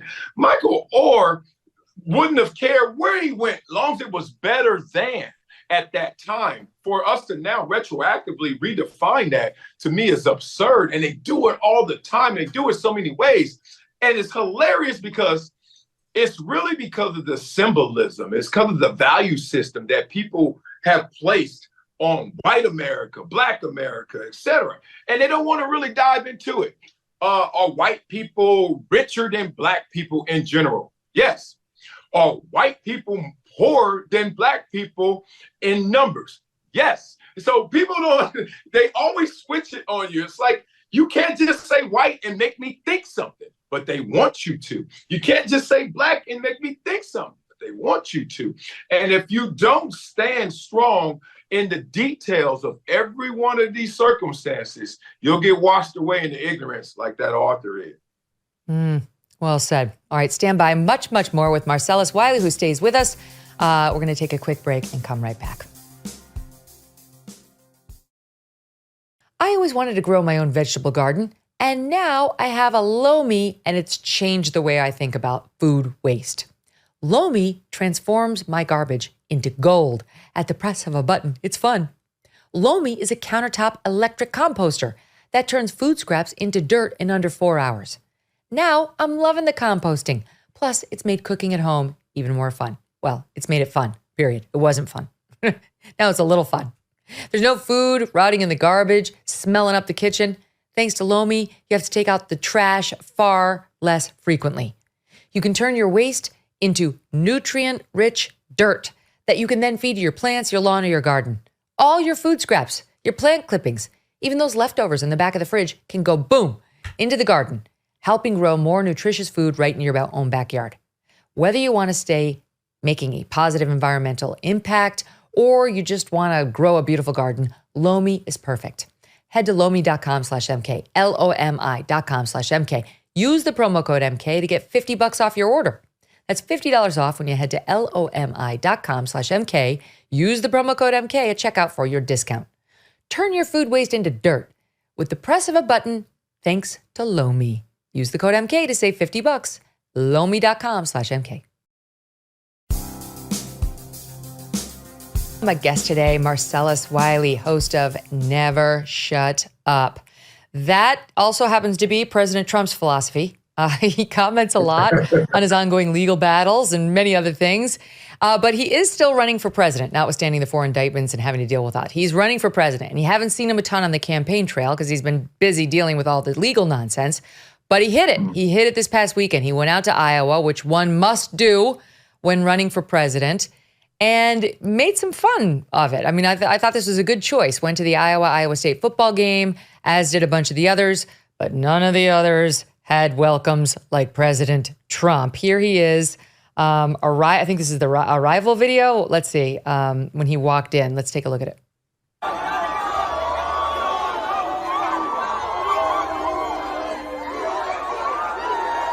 It's crazy for the listening audience. I mean, it's like what, it's a Taylor Swift concert. Trump is in the middle.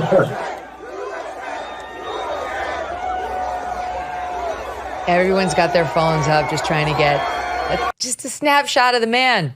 Just a quick snapshot of him. And then inside the stadium, and the mainstream wrote this up as like, he was booed inside the stadium. I'm like, he was mostly cheered. There was like a smattering of boos. How would you write this up as mostly booed? But here it is.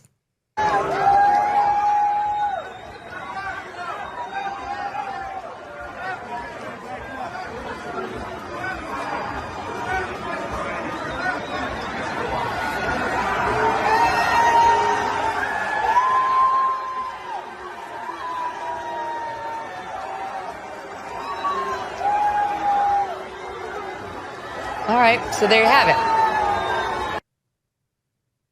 So, what do you make of Trump in Iowa? Because right now he's up almost 30 points over his next competitor. Yeah, hilarious. First of all, how they tried to make that sound and look different than what we actually just witnessed. Everybody that's ever stepped on that field has been cheered and booed, and that's just the way the game goes. So any stadium you've ever been in, that's it. It's always a mix, maybe at different levels, but always a mix. Think about Trump. He's going to win Iowa, duh. Thing about Trump that I think doesn't get enough attention is that Trump reminds us all of how it all started. This is my summation of Trump and why he's so polarizing. People love him or love to hate him, nothing in between. And we know a lot of great athletes, Floyd Mayweather comes to mind, that people have fell into that dynamic. Love me or love to hate me. When you're born, you're fearless. Don't believe me? Have kids. Kids don't care. Kids will go anywhere, say anything, do anything until you teach them differently, socialize them as this world will do. Now, the problem is not the kids, some bad teachers out there, some bad parents out there, and I call them out when I see them, that don't do the necessary job for helping their kids keep that fearlessness, but direct it properly. What Trump is, regardless of politics, is someone that we all can sit back and say is fearless, because he will say exactly what he feels. Now, that gets them in trouble. That gets them all out of sorts at times. But that is a quality we all possess, and many have lost sight and grip of. So Trump is always going to get that type of reaction. He's always going to be the guy that shows up. And like you said, is that a Taylor Swift concert or just a presidential hopeful once again going out there just to rally the troops? So I think you got to do the necessary evils of going to Iowa, but there's no way he loses that. And largely it's because people rally around that spirit in him. Even people who don't like him, they can't stop talking about him. I'm like, okay, last time I checked, the things I don't like in this world, I give no energy to, but not you. You just keep talking about him, which gives this driving force a lot more of a headwind. It's so true. So Trump, and by the way, speaking of Trump, just to remind our audience, I'm interviewing him on Wednesday. We'll air it on Thursday right here on the Megyn Kelly Show.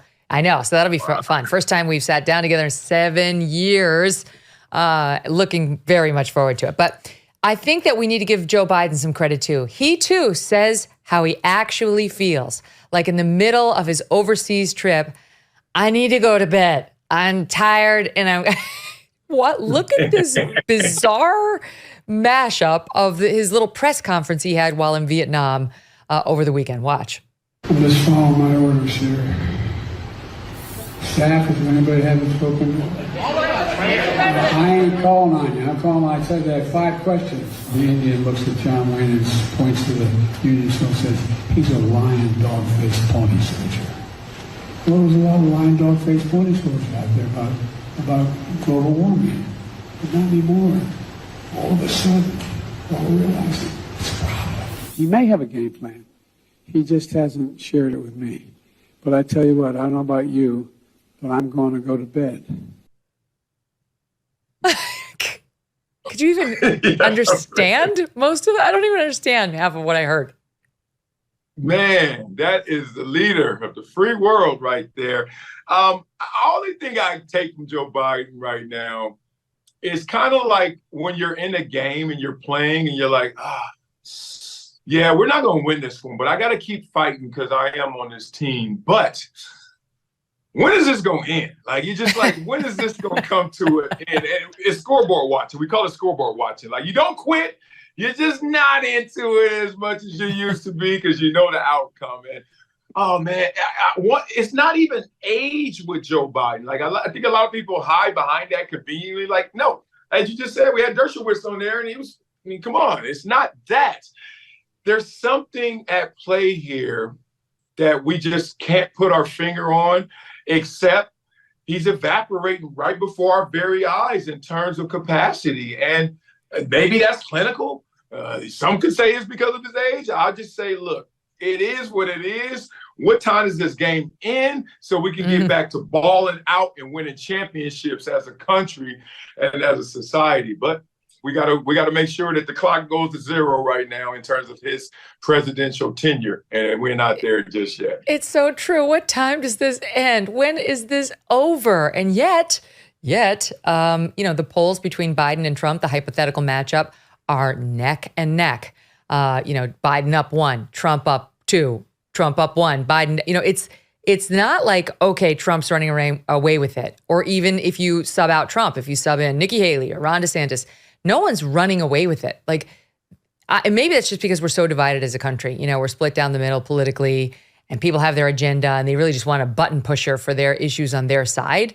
But you would think, take Trump out of it because he is controversial. You would think if you put in generic Republican against, I was supposed to call 5 people. I gotta go to bed. I'm going to bed. Bye. Pony pusher, or whatever. What did he say? That the numbers would be totally lopsided. Yeah, the problem is, it's like this cocktail party syndrome, where you ever go to a party and everyone is sitting in those little huddles. So it's 5 over here, 5 over here. We're all drinking. Some of us know each other. We're meeting new people.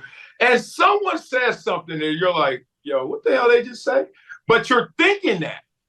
But you're not going to say that. I raise my hand. I'm typically the one who says, hey, man, what the hell you just say? Or excuse me, what? Because we all want to go with the flow and just keep going. And then there's a moment of truth that always occurs when someone says something or someone steps out and says, I challenge that. And you know what always happens when one person challenges that? Yeah, I was thinking the same thing. And then now it starts to snowball. So what happens in this is our cycle. We do this. Trump won't get his fair due, whatever that is, until everyone's private in that voting booth, in that ballot box, and now we don't have to talk about it anymore. Just make your vote and do what you do. Watch how it swings in those moments. But leading up to that moment, people are not going to stop the flow. They want to keep the party going, keep the drinks flowing, not say anything that disturbs what the mainstream is selling. And they're selling a lot of the left. They're selling a lot of the principles that Biden is pronouncing. So I see it in my family. I see it in my friend circles. I'm like, you're literally just saying that because you don't want to resist and say the truth. And they kind of get to that point of shaking their head like, yeah, you're right. I like the path of least resistance. I'm like, but that is leading us to destruction, the path of least resistance. But that's the cycle we can bring. You just brought back traumatic memories for me because I'm not good at small talk, Marcellus. Like I go to a cocktail party and I hate them. I'm a bad mingler. Like I'm a good long form conversationalist, but I'm a bad mingler, and I feel awkward as hell. And usually I just wind up doing the thing that like I learned from reading Bonfire of the Vanities by Tom Wolfe is like the least cool, most like abhorred thing there is to do, which is finding your spouse. And I'll talk to my spouse. And apparently this is the mark of social death at the I didn't know. But it's like your security blanket. So what person wants to talk to you? I feel like you and Anne-Marie, you're probably the stars of every party. Oh, we talk a lot. She tries to hide me sometimes because I am that icebreaker, but that comes with a sharp point. That means I'm not letting anything just flow. I'm always thinking of the future, my kids, and I'm like, I can't let BS just go. We got to talk through it, learn or unlearn, but we talk through it. Oh, well, I want to go to one of those parties and talk through it with you. That's why you have to check out Never Shut Up on YouTube. That's where you can find Marcellus. Such a pleasure. Thank you for coming back. Always. I appreciate you, Megyn. I'll see you at one of these small talk cocktail parties soon. Let's do it. You're on. So I look forward to it. All right. And don't forget, folks, later this week, I will be sitting down with former President Donald Trump. What would you like me to ask him? And you know what? It'd be great if you tell me your politics in the question, because I would like to come at him from the right and the left. It's fun to sort of, let's see how he does, because if he makes it to the general election, he's going to get the questions from the left. And right now he's getting the questions from the right, trying to win this nomination. So let me know what your politics are and tell me what you'd like to hear. When I did this with DeSantis, I got some great suggestions, and many of them were incorporated into the thinking that I was using going into the interview. It's Megyn, Megyn, at MegynKelly.com. While you're there, sign up for our newsletter at MegynKelly.com, and you will all learn all about Strudwick's antics, which today included eating Abigail Finan's lunch. Just as soon as she got here. It's already gone. Bye. Talk to you tomorrow.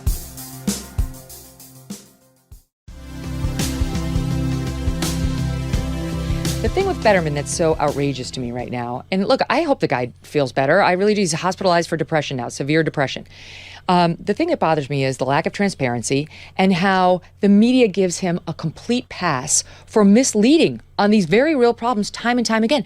Even the New York Times, which finally, now that he's in office, decided it would be a good idea to be honest about the fact that he'd been in the hospital for 3 nights and actually had a severe problem in the wake of his stroke, and we didn't know what it was. Well, they'd had an interview with him. They had an interview with his staff at the time talking about his problems, his physical problems, okay?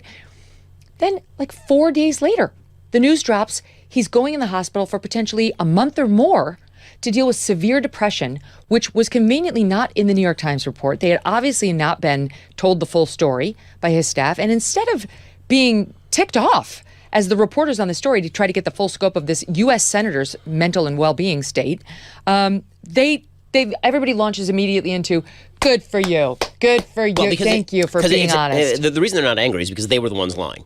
Like they were. It's not that they were lied to. They were complicit in this. I mean, you remember there was a reporter who actually said, he's got all of these disabilities. He couldn't understand what I was saying to him when I was talking. Joshua Burns of NBC. Right. And she got ripped up and down. There were people calling for her firing. There were people in the journalistic outlets like Kara Swisher at the New York Times who were saying, outrageous. she should be losing her job because of this. It's ableism. All the rest of this kind of garbage. And it's an absurdity. I mean, what makes it the most absurd, the Fetterman thing, and truly outrageous, is you even understand politically why people would lie in order to get this guy into office in the first place, because they desperately want the seat. Okay, now he's in office. The question is, why are you still doing this? Why are you still lying? Okay, because right now, the governor of Pennsylvania is a Democrat. So if John Fetterman were to step down, which is exactly what he should do, he's not capable of holding that office, Josh Shapiro would appoint his replacement, who would be a Democrat. So what they are doing right now is they are basically saying we would rather have 6 years of a person who is not mentally capable of holding this office than 2 years of a Democrat and then have to go up for re-election again with the voters of Pennsylvania able to look full face what the Democrats did to them in 2022. It's disgusting. And frankly, his wife bears a huge amount of blame here. We don't want her. Okay, if she ends up being appointed to that, I don't think Josh Shapiro would do that. But if he ends up stepping down and she ends up being appointed to that seat, I mean, that's some Lady Macbeth crap right there. Absolutely no qualifications. I mean, none. It's insane. I think we'd be better off with Emily Croft or whatever. But beyond that, can you imagine treating your own spouse this way?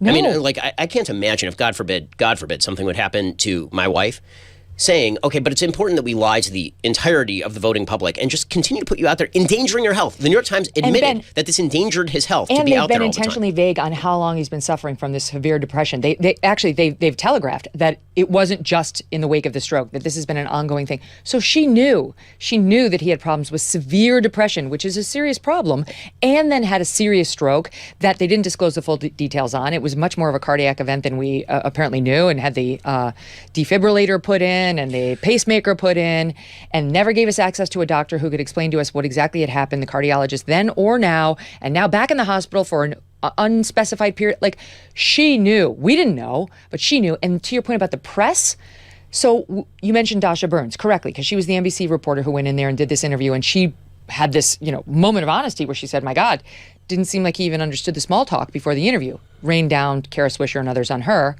Well, listen to how she covers the latest news, okay?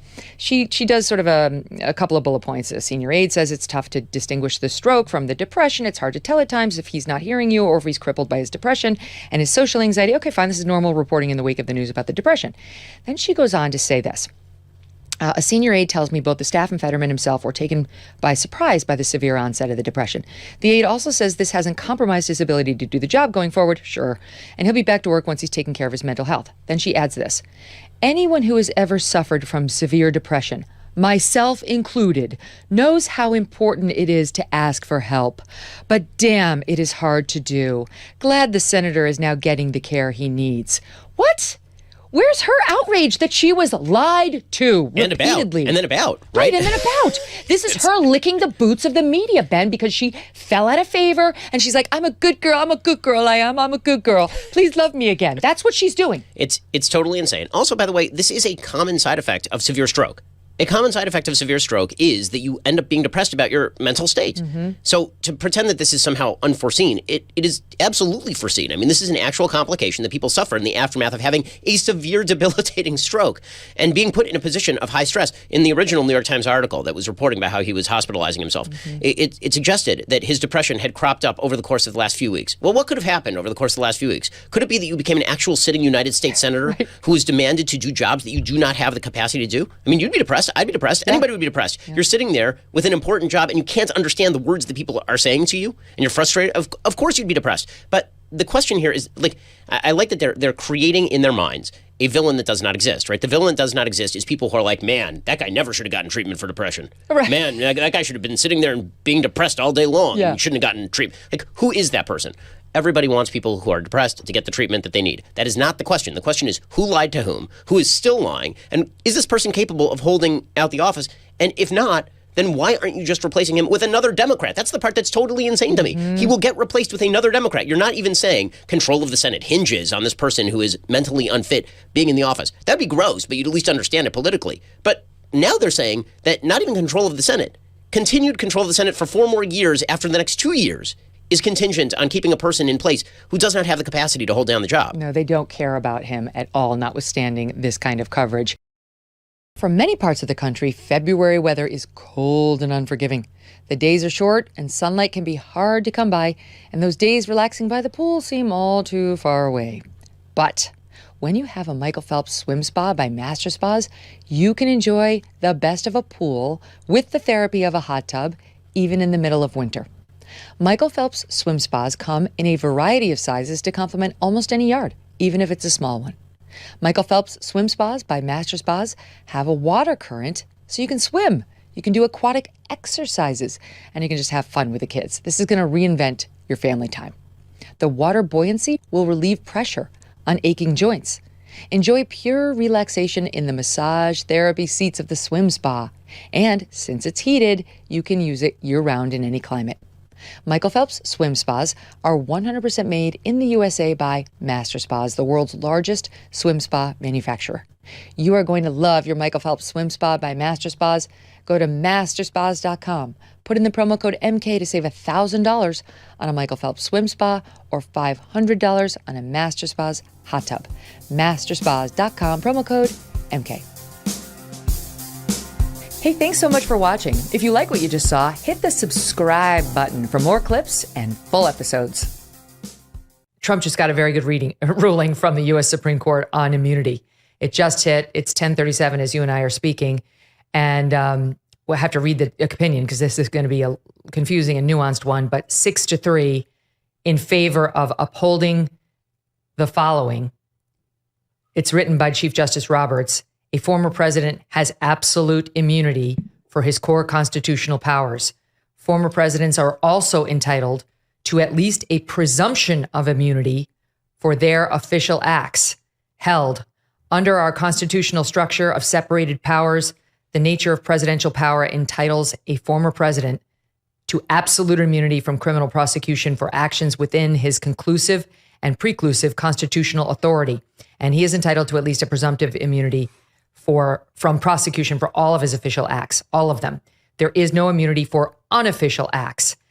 This is a great ruling for Trump. This is the best he could hope for. He can't. Even his lawyer was not arguing that he gets absolute immunity for all unofficial acts. His lawyer was conceding at the oral argument. There are some unofficial acts that he made in the role as candidate Trump that he wouldn't be protected for. Well, think about it. Some of the checks in the New York Bragg case are written as when he was president. The checks. You have to understand yes, that that's if true. they're talking. Well, but no. But the question is, was it an official act? Was it an official act? You're saying though that there's some unofficial presumption of immunity. Is that what you're saying? It's for official acts. Like, let's take the most obvious. The court actually mentions this: appointing an ambassador, dealing with a foreign government. Those would be obvious official acts for which he would receive absolute immunity. But other official duties that were, may or may not be clear, get a presumption of immunity that can be pierced. There's going to have to be a factual inquiry. I guarantee you, without having read the rest of this decision, they're going to remand it down to the D.C. Circuit to come up with, or down to the district court to come up with a factual determination on whether the actions alleged here are official, absolute immunity, official acts that get the presumption, or obviously unofficial acts made purely as a candidate, like his lawyer conceded, that wouldn't get any presumption. By the way, here's just to get you up to speed. Here's Trump's lawyer at the oral argument conceding a series of events that would not be official at all. Watch. And I want to know if you agree or disagree about the characterization of these acts as private. Petitioner turned to a private attorney who was willing to spread knowingly false claims of election fraud to spearhead his challenges to the election results. Private? As alleged. I mean, we dispute the allegation, but Of that course. sounds private to me. Sounds private. Petitioner conspired with another private attorney who caused the filing in court of a verification signed by petitioner that contained false allegations to support a challenge. That Private. also sounds private.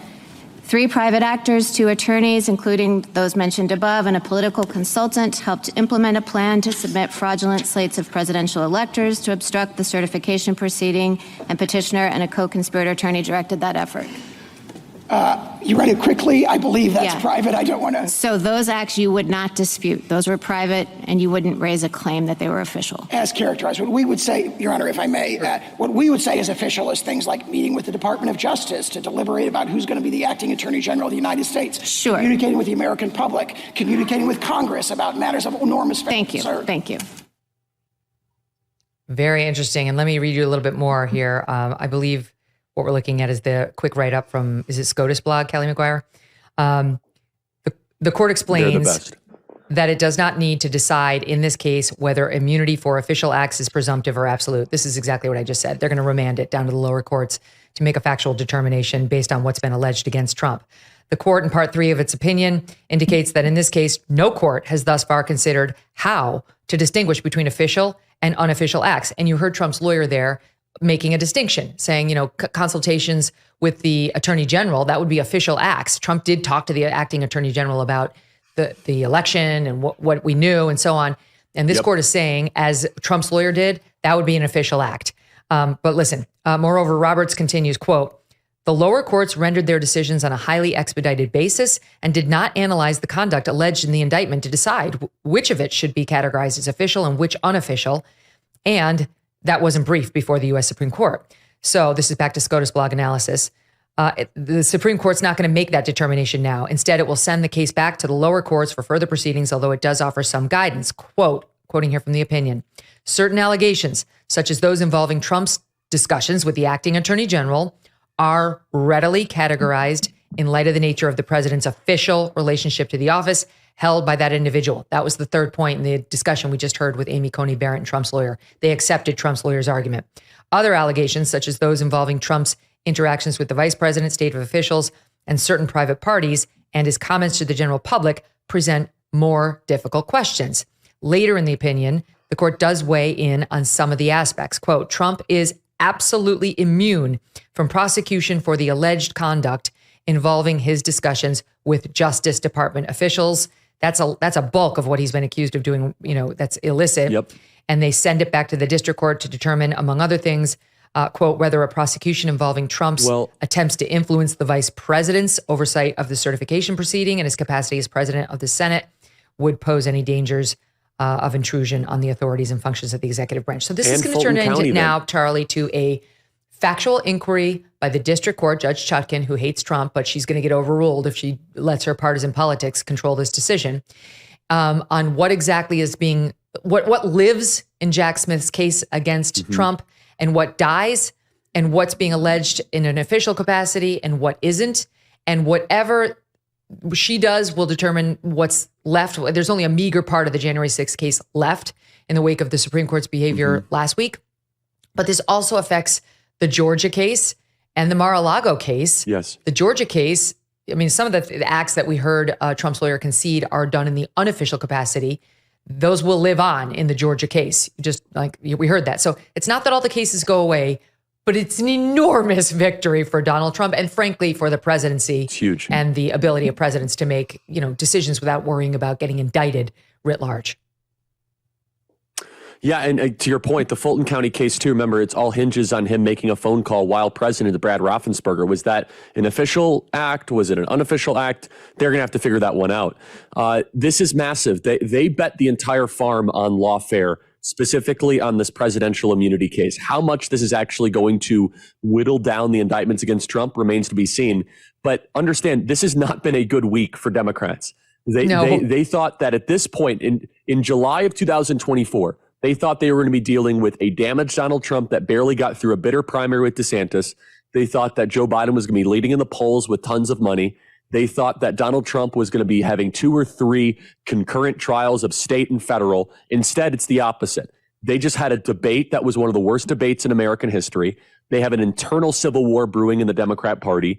Donald Trump got 2 great Supreme Court decisions on the 1512C and also on that's the January 6th one, and then also this particular one on presidential immunity.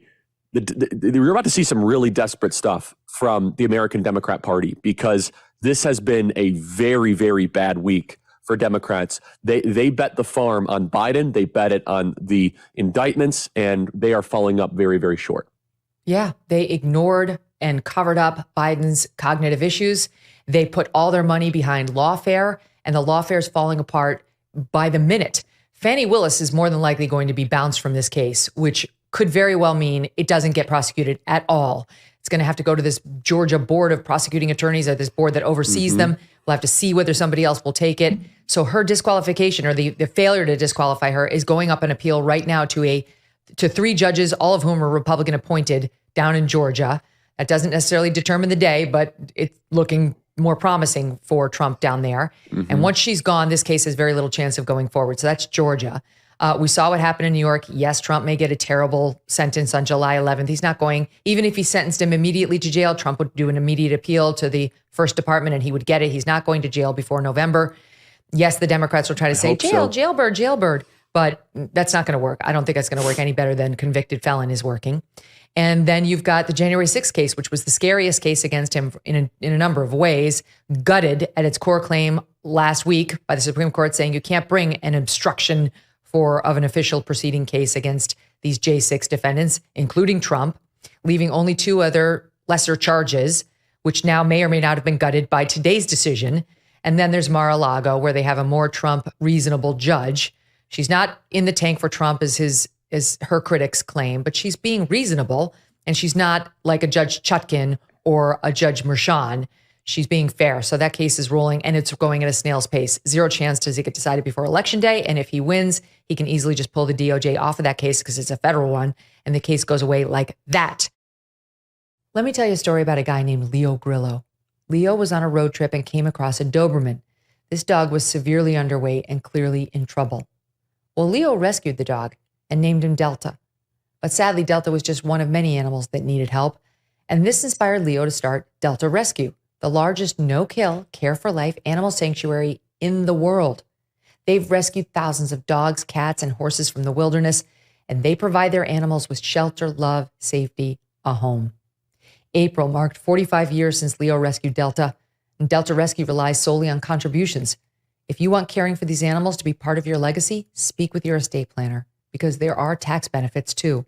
You can grow your estate while letting your love for animals live well into the future.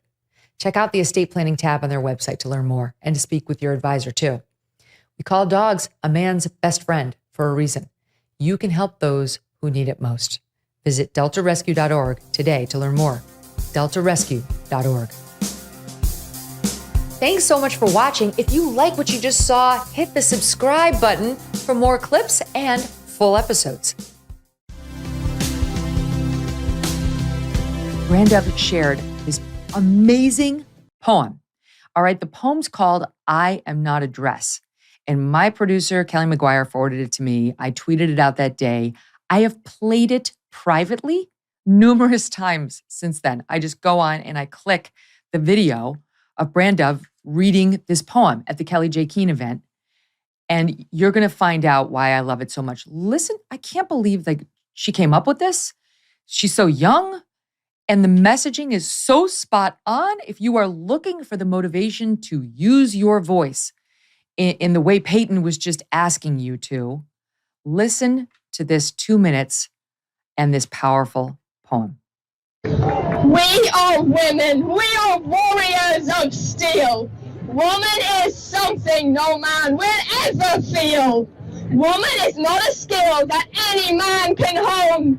Woman is our words, and it is ours alone. I am not a dress to be worn on a whim. A man in a dress is nonetheless a him. Women are not simply what we wear.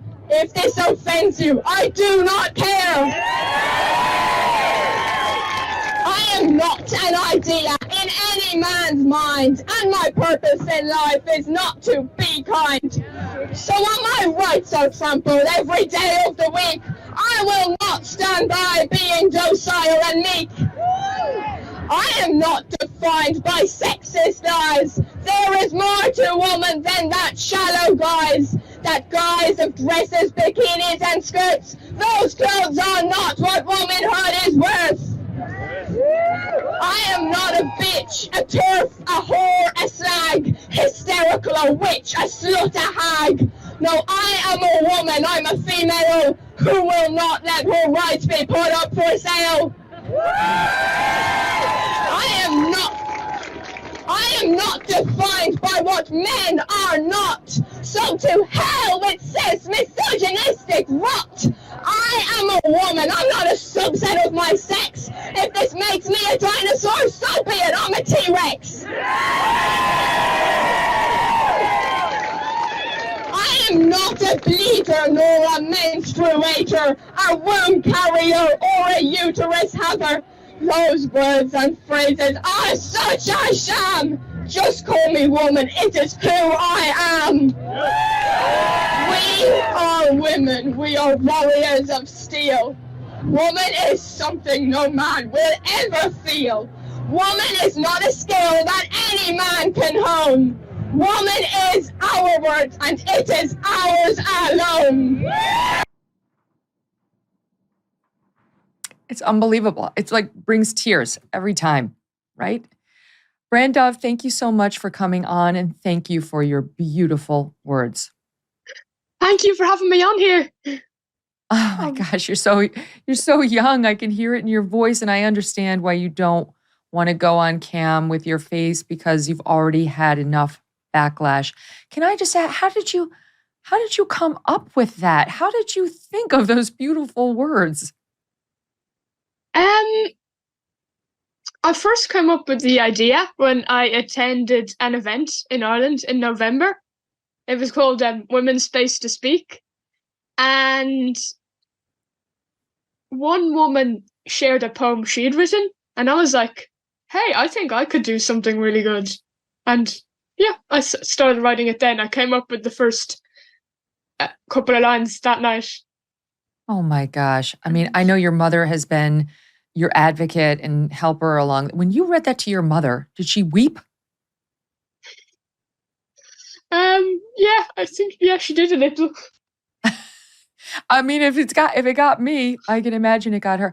It's so beautiful. It's a battle cry. That's what it is. It's a battle cry for women to remember who they are, what they're capable of, and what they should and should not stand for. And you needed this in your own life for just sick reasons. When I read about what's happening to you, Brandov, I thought, oh my God, we have it easy over here. Like Ireland has lost its love and mind. The indoctrination that you are being subjected to is absolutely breathtaking. So walk us through when it started to seep into your life, like in school, and how.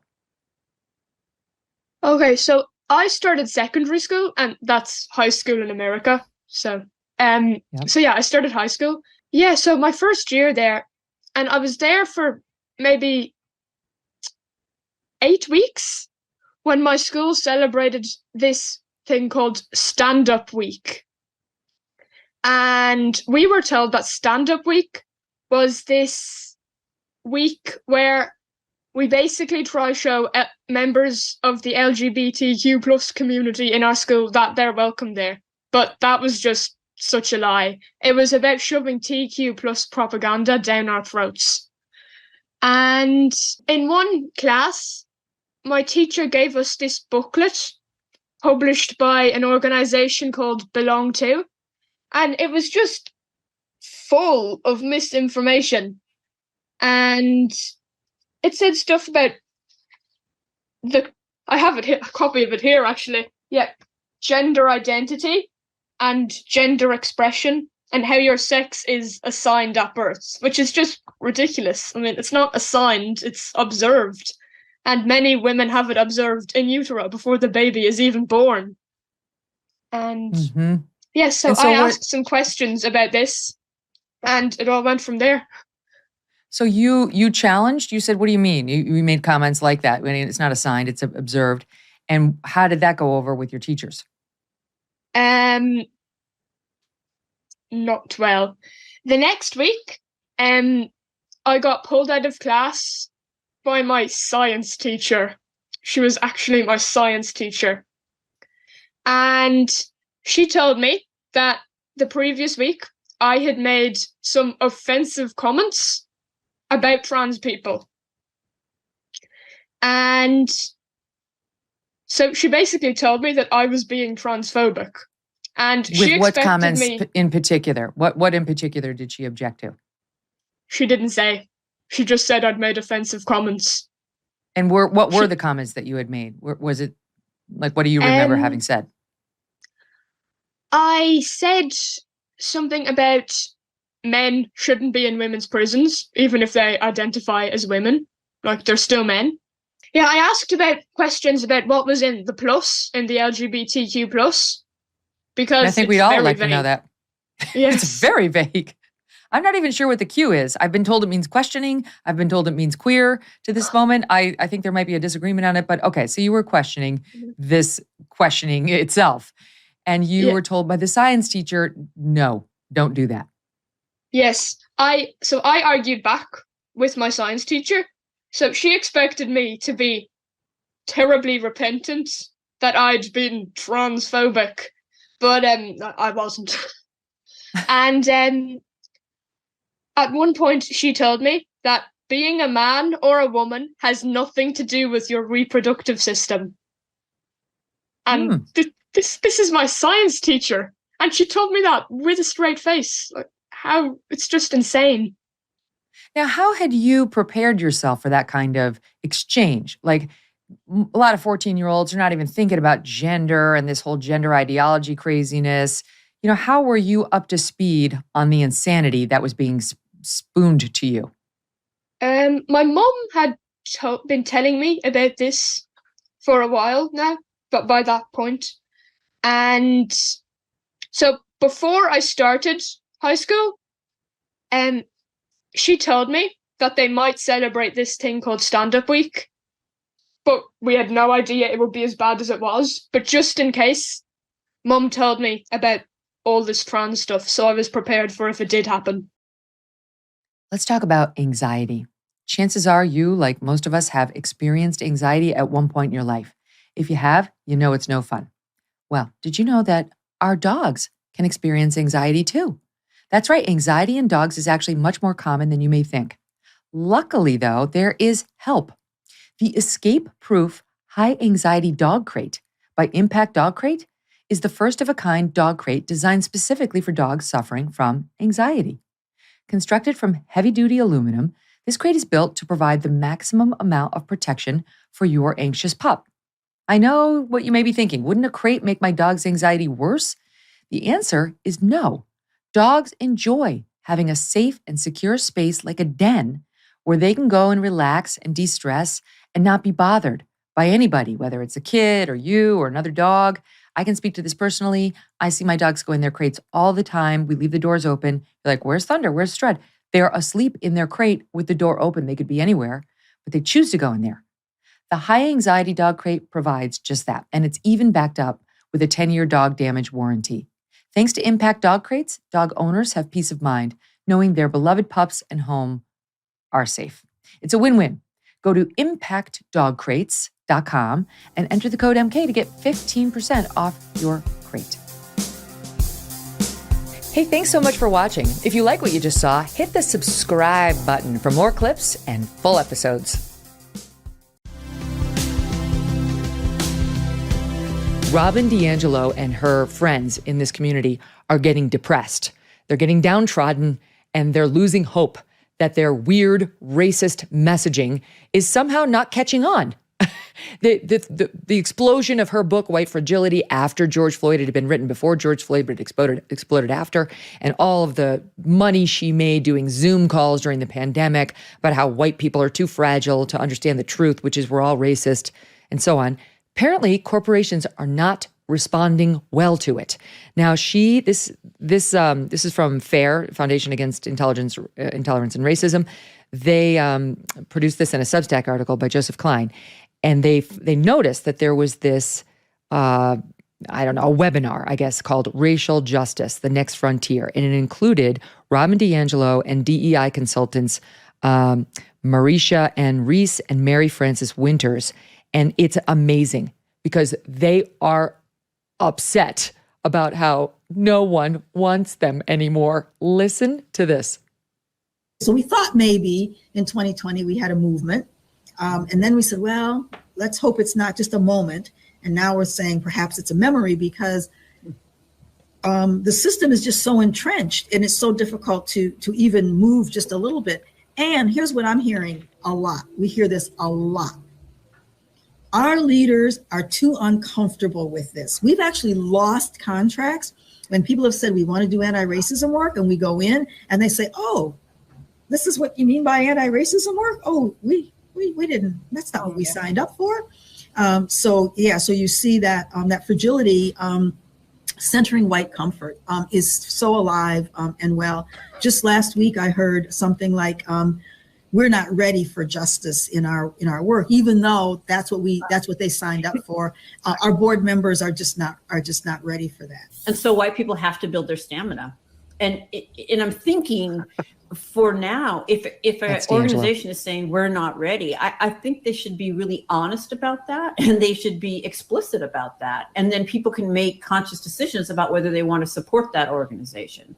But right now we have this, proclaimed investment with absolutely no true investment. Hallelujah. They're failing and they're being rejected. Yeah.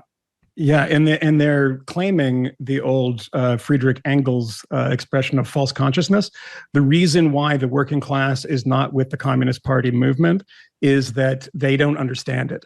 And it's not because they disagree with us, it's because they've been convinced by the capitalist press that this is what was said, in the late 19th and 20th century, why they couldn't get people in the working class on board. This is the exact same thing that is being said. It's not, no one is considering at some point that people in a work context are perfectly happy. And, as a work, I'm perfectly happy if at some point the HR person says, you can't racially discriminate because it's against federal law, it's immoral and it's wrong and it creates a terrible work environment, all of which is true. But that's what people sign up for. And they're saying they can't for 1 second imagine that they are extremists. And they are. If you read the stuff, it's extreme. Nobody agrees with this stuff. If you were to actually put Robin DiAngelo's quotes in front of random people and poll them, you'd get 90%, I am guessing, that would say this stuff is absolutely bonkers. So when they say, and they can never, ever confront, it's racist too. They can never confront that they might be wrong. Or they might, be processing this stuff in a totally bizarro, radical, extreme way. They say, oh, there's some white, and again, this is the racist thing because you're actually saying an entire race has this immutable characteristic. It's white fragility. It's white discomfort. We have to destroy white discomfort. It's like, no. They just think you're fucking crazy. I'm sorry, I just swore. Yeah. No, it's okay. It's only me and my mom and Lent. You're good. Is your mom? Sorry, Megyn Kelly's mom. I apologize. No, my mom said, you swear a lot. She said, if you could just get rid of the F-bomb. She doesn't care about you doing it. It's me. Okay. And so I agreed to try for Lent. So you're good. You're fine. St. Patrick's Day, as you work. Shouldn't you have a little Irish solidarity here, Moynihan? Yeah, exactly. You know what? I'm saving that for the last block. If you must know, there's going to be a little exciting St. Patrick's offering. I've had the misfortune both to live in a universe where these concepts are constantly thrumming around in the New York City school system, in my neighborhood in Brooklyn, where there's like an entire section of the local bookstore that's just like Robin DiAngelo and Abraham X. Kendi and on and on and on, kids' books. I've seen this stuff for a while and written about it. And Michael's absolutely right in that when normal people see this, they're like, what? It's not just the vocabulary that is kind of crazy and the actually kind of racist or just making spectacular generalizations on people based on their immutable characteristics that strikes people as strange. But also, like, there is no joy at the end of the rainbow. Usually in the self-help book, you're going to get to a place that's good. That's right. The Robin DiAngelo thing, the only place that you get to is more DEI training. You got to do more work, spend more money on the work. I love the fact that they're saying that, these organizations said that they are just not, frankly, ready to support justice. They didn't say that. That's not what they said. What they probably said was, wow, this is costing a lot of money. This is a pyramid scheme. Crazy. We've gotten, crazy when people. we started the Fifth Column in 2016. And we talked a lot about this stuff at the beginning because it was really starting to take off. And Camille has a special allergy towards this. And Michael and I have honed ours over the years too. I would say, Mike, what would you say? At least 250 detailed emails, and it might be 2,500. Way more than that, yeah. From people who, one guy who's an entrepreneur at his own company, his own small company, was called on the carpet and like forced to do some DEI training. People who work in the military and all these places they never expected to be sat down. They talk about these things, and occasionally they tell happy stories where they had an actual conversations where they registered individualistic kind of complaints about it. And prompted discussions, but for the most part, they just kind of sit on their hands, shake their heads, and every normal person in the room is just checking their watch and ready for it to go. So of course you're going to lose support for that in any kind of moment of economic belt tightening because you're bumming people out. You're not really teaching them. And it's fake. The fun fact of it is that if you happen to be from a recognized minority of any sort, chances are you are then going to be like the Asian person who has to now organize a celebration for the Lunar New Year, which you didn't care about. Like, what am I doing? Like a couple of gay dad friends of mine, were like, okay, you're going to do the gay workshop. They're like, no, this is like a software company. Yes. I'm going to do work.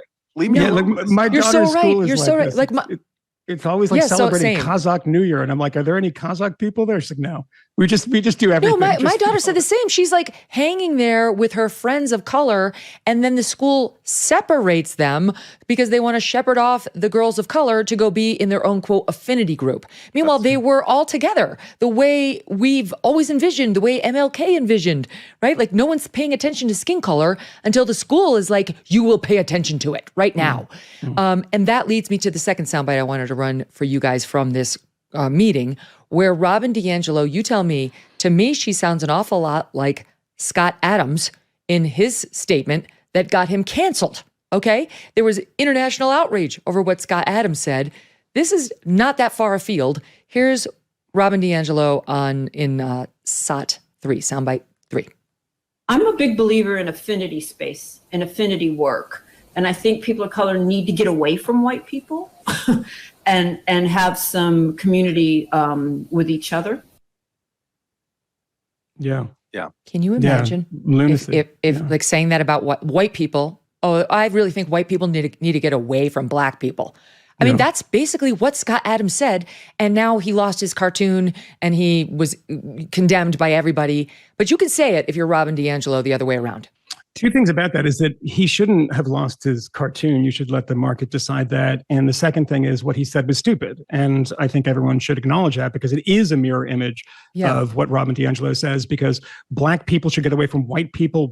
It's at this collectivization of who people are is the thing that we hopefully have been fighting against, unsuccessfully, apparently, for a number of years. But, to Matt's point, it is like, we owe Robin DiAngelo, Matt and I, and Camille in particular, a thank you, because the number of emails that we get that always start with this preamble, Matt, tell me if I'm wrong about this, 60, 70%, they say, hey, I'm like a liberal. I live in a city too. I'm a Democrat, but like, what is going on? And I found your podcast and I'm like, thank you, Robin DiAngelo. You've taken another person and converted them to sense and brought them to us. So that's been the only positive thing about it. But people don't tend to like, particularly of a generational thing, because Megyn, Matt, all of us have come from a generation that whether it was effective or not, it was the narrative, which was that collectivization of group, characteristics is wrong. And why do we know that's wrong? Not because it's some philosophical thing that we read in a book, but observationally, we know it's stupid and wrong. Because you can't say, the number of people that have said to Camille, and I wish he was here to talk about this and not in bloody Peru. Is he trying to get away from us right now? Is that what's happening? Yes. Is he taking this Robert advice? DeAngelo texted him, and she was like, "You need to get far away from these people." And he was like, "I'm getting on the plane." Non-black fragility. That's what I'm hearing. Yeah, he has Baltimore fragility. He's not from Baltimore. He's from Maryland, though. But that kind of thing, though, is like, crazy that Camille and I, the people who say to him, "Oh, you're not authentically Black," and then, of course, there are 150 million ways of being Black. Another way of saying that, there's a lot of ways of being human. The Black thing is irrelevant. But questioning somebody's racial affinity and their racial commitment is one of the most offensive things that I can imagine. Are you tired of feeling like your personal data is at risk? Or you're worried that big tech is watching every move you make? If you don't want anyone else knowing where you've been, who you've met, and what you're thinking, StartMail is the perfect solution for protecting your privacy and for giving you peace of mind. StartMail is used by thousands of people around the world who believe that privacy is a fundamental human right worth fighting for. With over 330 billion emails sent daily, email has become essential, but sending one can be unsafe. It's like sending a postcard. Anyone who helps deliver it can read your message or make a copy of it. Big tech email providers can scan, analyze, and save details of every single email you send and receive, even after you delete it. They create profiles of your personal life, and then they sell those profiles to advertisers. This opens you up to intrusive ads, identity theft, spam, and phishing attacks. Say goodbye to ads and tracking. StartMail will never serve you ads and protects your inbox with state-of-the-art security. Sign up today to save 50% on your first subscription year. Go to startmail.com/MK and join the thousands of people who have chosen StartMail for all their email security needs. That's StartMail, start with a T, startmail.com/MK for 50% off. Hey, thanks so much for watching. If you like what you just saw, hit the subscribe button for more clips and full episodes. It's great to be back, and I hope you all had an amazing July 4th holiday. I loved every minute of it. And I especially enjoyed watching the insane hard left cry their tears about their hatred of our country. I actually did enjoy it. People like Cori Bush, who cannot stand America and wanted to make the day about reparations. Specifically, she thinks, about 14 trillion should be a good starting point, but technically we owe something like 90 trillion to those that we've aggrieved. Those of us who are alive and well here in 2022, as opposed to, a couple hundred years ago. Like the two guys behind Ben & Jerry's. By the way, they sold their company a few years ago for over $300 million, but they're still pissed off. They still hate America. They think it should be a day of atonement toward the Native Americans. How about no? It's not going to be. I love how these people are their own worst enemies, making their own lives miserable, right? Instead of enjoying a beautiful day like that with the barbecue and the parade and being with the children and the sparklers and the fireworks, choosing instead always to see the darkness, always to mire themselves in hate and grievance. Those of us living patriotic, happy, loving lives need not worry too much about these people. They're depressed, they're rageful to a degree well beyond what any of us could ever hope to cause. Good luck to them in their aggrieved, frustrated, invariably lackluster lives. Just know that the rest of us are having a great time, and we will not be doing any of the insane things you demand. There will be no Day of Atonement. Sorry, not really. Here at the Kelly Brunt House on the Jersey Shore, it was a great day of celebration. I hope it was for you too. We went big, has become our tradition. And I had several moments yesterday. I surprised myself with this, where my eyes actually filled with tears. And I actually kind of had to, get a hold over myself. I was feeling emotional just about our country, about the incredible honor it is to be an American, how we were founded, what we stand for, what we still stand for. We've been hosting these big parties for a few years now, but only for the past 2 years have we been dressing in colonial costumes and really leaning into the whole Founding Fathers theme. So if you're listening to this now, that's great, but go to youtube.com/Megyn Kelly later to see these pictures because they're awesome. Now, getting ready for the party is always so much fun. Over 100 people come, but about 20 of our friends and family actually dress up and they read or act in our little preamble of a play before we read the Declaration. Our friends come over to our house. They try on costumes, wigs. I get it all. We have a costume party at the end of the year often, but this one and people get their own costumes. But for this one, I get the costumes because it's a lot to actually ask of people to deal. And I have a great, great costume shop that I go to. Doug and the kids, they dress up. Doug accommodates me, tries on the outfits. We make sure they fit just right. And we laugh. We play patriotic music while people are trying on the costumes. And we just have a good time. Among those who participated this year and last are Allison and Tom Barkledge. You guys may remember them. We brought you the story in the fall about their son, Blake Barkledge, who died at age 17 suddenly of myocarditis, of a heart-related issue. And they don't know why. There was speculation. Was it COVID? Was it the vaccine? They still don't know exactly what caused the myocarditis, but the family, and including their daughter Lexi, has been an example to us all in how to heal after trauma. You can go back and check that episode. We'll get you the number. But they came, and if they can find a way to smile, through a time like this, it's only been a year plus since they lost their son. So can you. You can find a reason to celebrate our country, our friends, our family, the way we live. We're so, so lucky to have been born here, to have the opportunities we have here. They're not perfect. We're not perfect. The country's not perfect, but it's a hell of a lot better than you're going to find anyplace else. So the day and the prep is festive, and it gets you in the mood to celebrate America with your friends and your family and your love of country in your heart. So on the big day, people arrive. We kick things off with the pledge. That's always nice to say the pledge. My little guy still says it in his elementary school, and I really appreciate that. I used to say it every day growing up in school. That we used to have to sing My Country 'Tis of Thee, and over time it sort of sinks in what those words mean.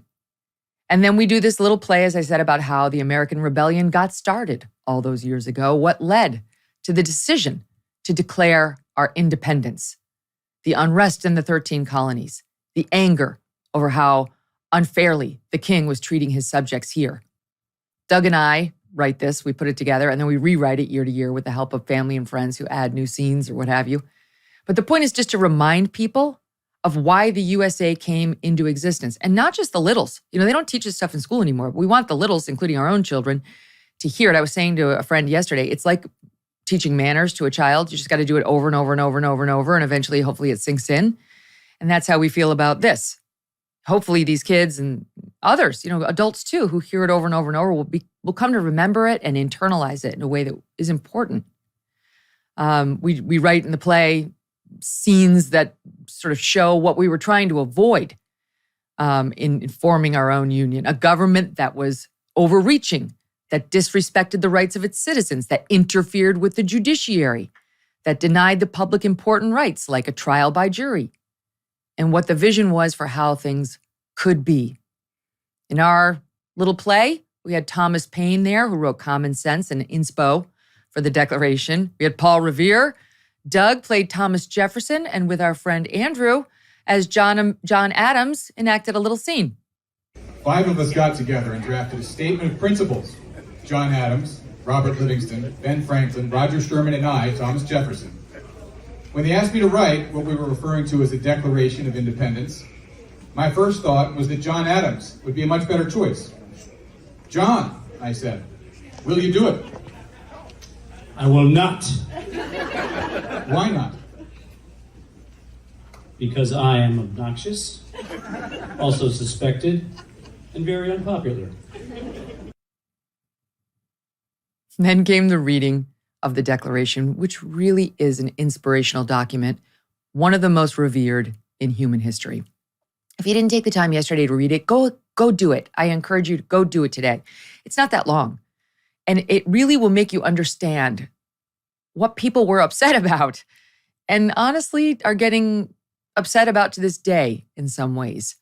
It is an honest acknowledgement of how man's default tends to be to put up with hard things until they get so bad he cannot. An acknowledgement that God, not government, has granted us certain unalienable rights, like life, liberty, and the pursuit of happiness. That writes, quote, that to secure these rights, governments are instituted among men, deriving their just powers from the consent of the governed.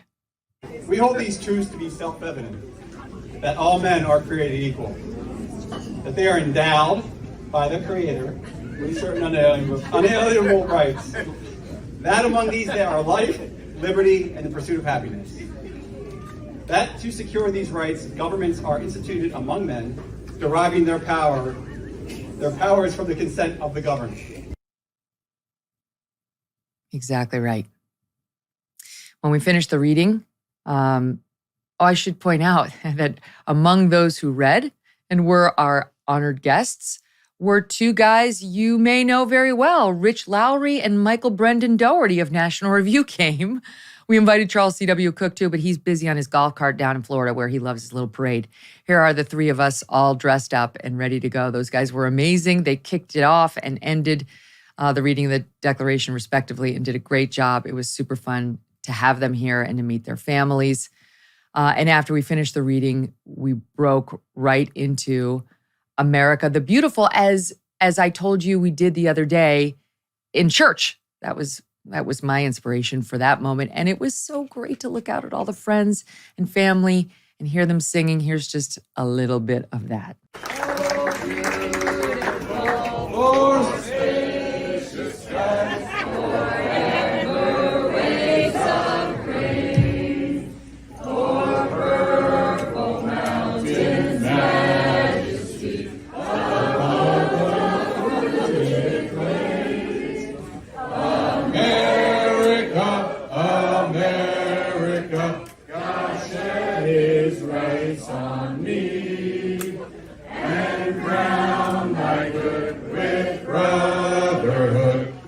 Sea to shining sea.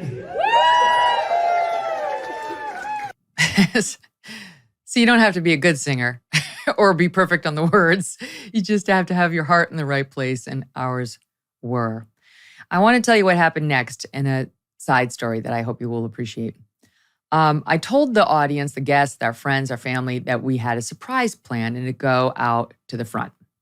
And people didn't know what to expect. And what happened next was something that I've been working on with Abby for 6 months. So 6 months ago, I said to Abby, Abs, I want a marching band at the 4th of July party. And she said, MK, okay, but that's going to take a lot. That's going to be a big order. And I said, we can do this. Now, it wasn't going to be cheap, and I knew that. And honestly, I make a good living, as you've probably seen in the paper, but I don't buy diamond tennis bracelets. I don't buy jewels. I don't buy fancy cars. I don't this shop. It's just not me. I don't have a closet full of Jimmy Choos. I have a couple. This is not how I choose to spend my money. Most of my money we save. But when something like this comes up, an idea like this, this is where I want to spend. This is what the money's for, right? Like a moment like this that we can have as a community and share together, and that will bring up stirring feelings of patriotism, of love, of joy, of just, I don't know how else to say it other than just a deep connection to your country and your fellow man. And I don't regret one penny of what it took. So a couple months went by and I said, Abs, how's it going? She said, MK, it can't be done. There's no marching bands like available for hire, and like college bands have gone home by that time of the summer. They're not still together. And Abby never says, MK, it can't be done to me. I mean, like it's very, very rare. I put my hand on her shoulder and I said, Abby, I know you can do this. And because you got to know Abby, she will bust through brick walls to make things happen if she knows they're really, truly important to me. And before I knew it, she had assembled a band. It was a band. I won't say what school they're from because they're not like they're not supposed to have the school endorsement, and they didn't have the school endorsement, but they're available for this kind of thing. So they couldn't wear their school uniforms.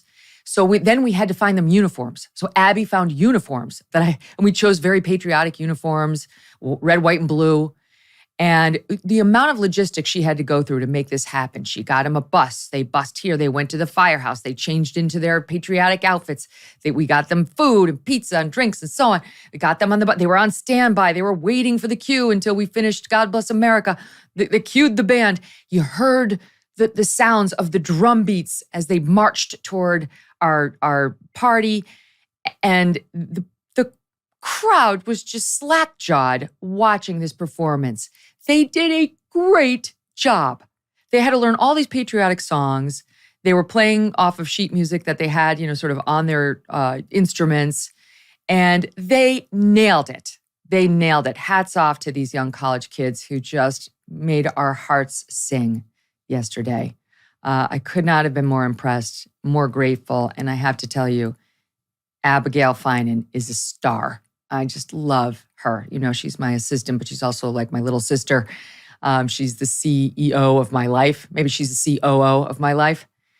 And it's just an opportunity to stop and say thank you to the people who support me and help make things like this possible and help me bring these memories to you and hopefully inspire you to take a moment to think about your life and your connection with our country and what it means to you, right? This whole thing turned into a connection with friends, with neighbors, with loved ones, a chance to think about America, our history here, what it means to us.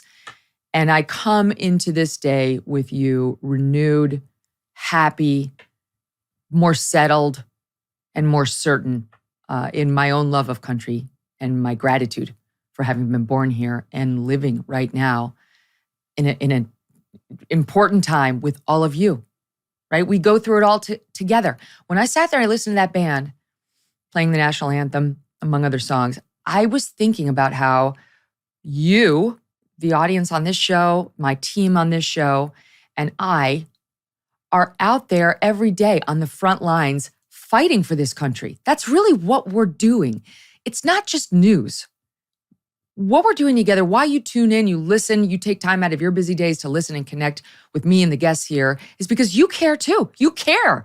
Otherwise, there's a million other things you could be doing. Right? We're all out there fighting for the heart of our country and what we stand for, what we believe in. So I am grateful to you too. And I think it's an important mission we're all on. Like many people, I am eating healthier these days, or at least trying to. And that's why I love good olive oil. And by good, I mean fresh. Olive oil packs the most flavor and healthiest nutrients when it's fresh from the farm. And that's the problem with supermarket olive oils. They're not fresh. They can sit on the shelf for many months growing stale. That's why I like my olive oil direct from small, award-winning farms, thanks to a guy named TJ Robinson, also known as the Olive Oil Hunter. When I first tasted TJ's farm fresh oils, I fell in love with their vibrant, grassy flavors. They're delicious on salad, veggies, pasta, meat, fish, you name it. And as an introduction to his fresh pressed olive oil club, TJ's willing to send you a full-size $39 bottle of one of the world's finest artisanal olive oils for just $1 to help him cover shipping. Best of all, there's never a commitment to buy anything, and you can cancel your membership at any time.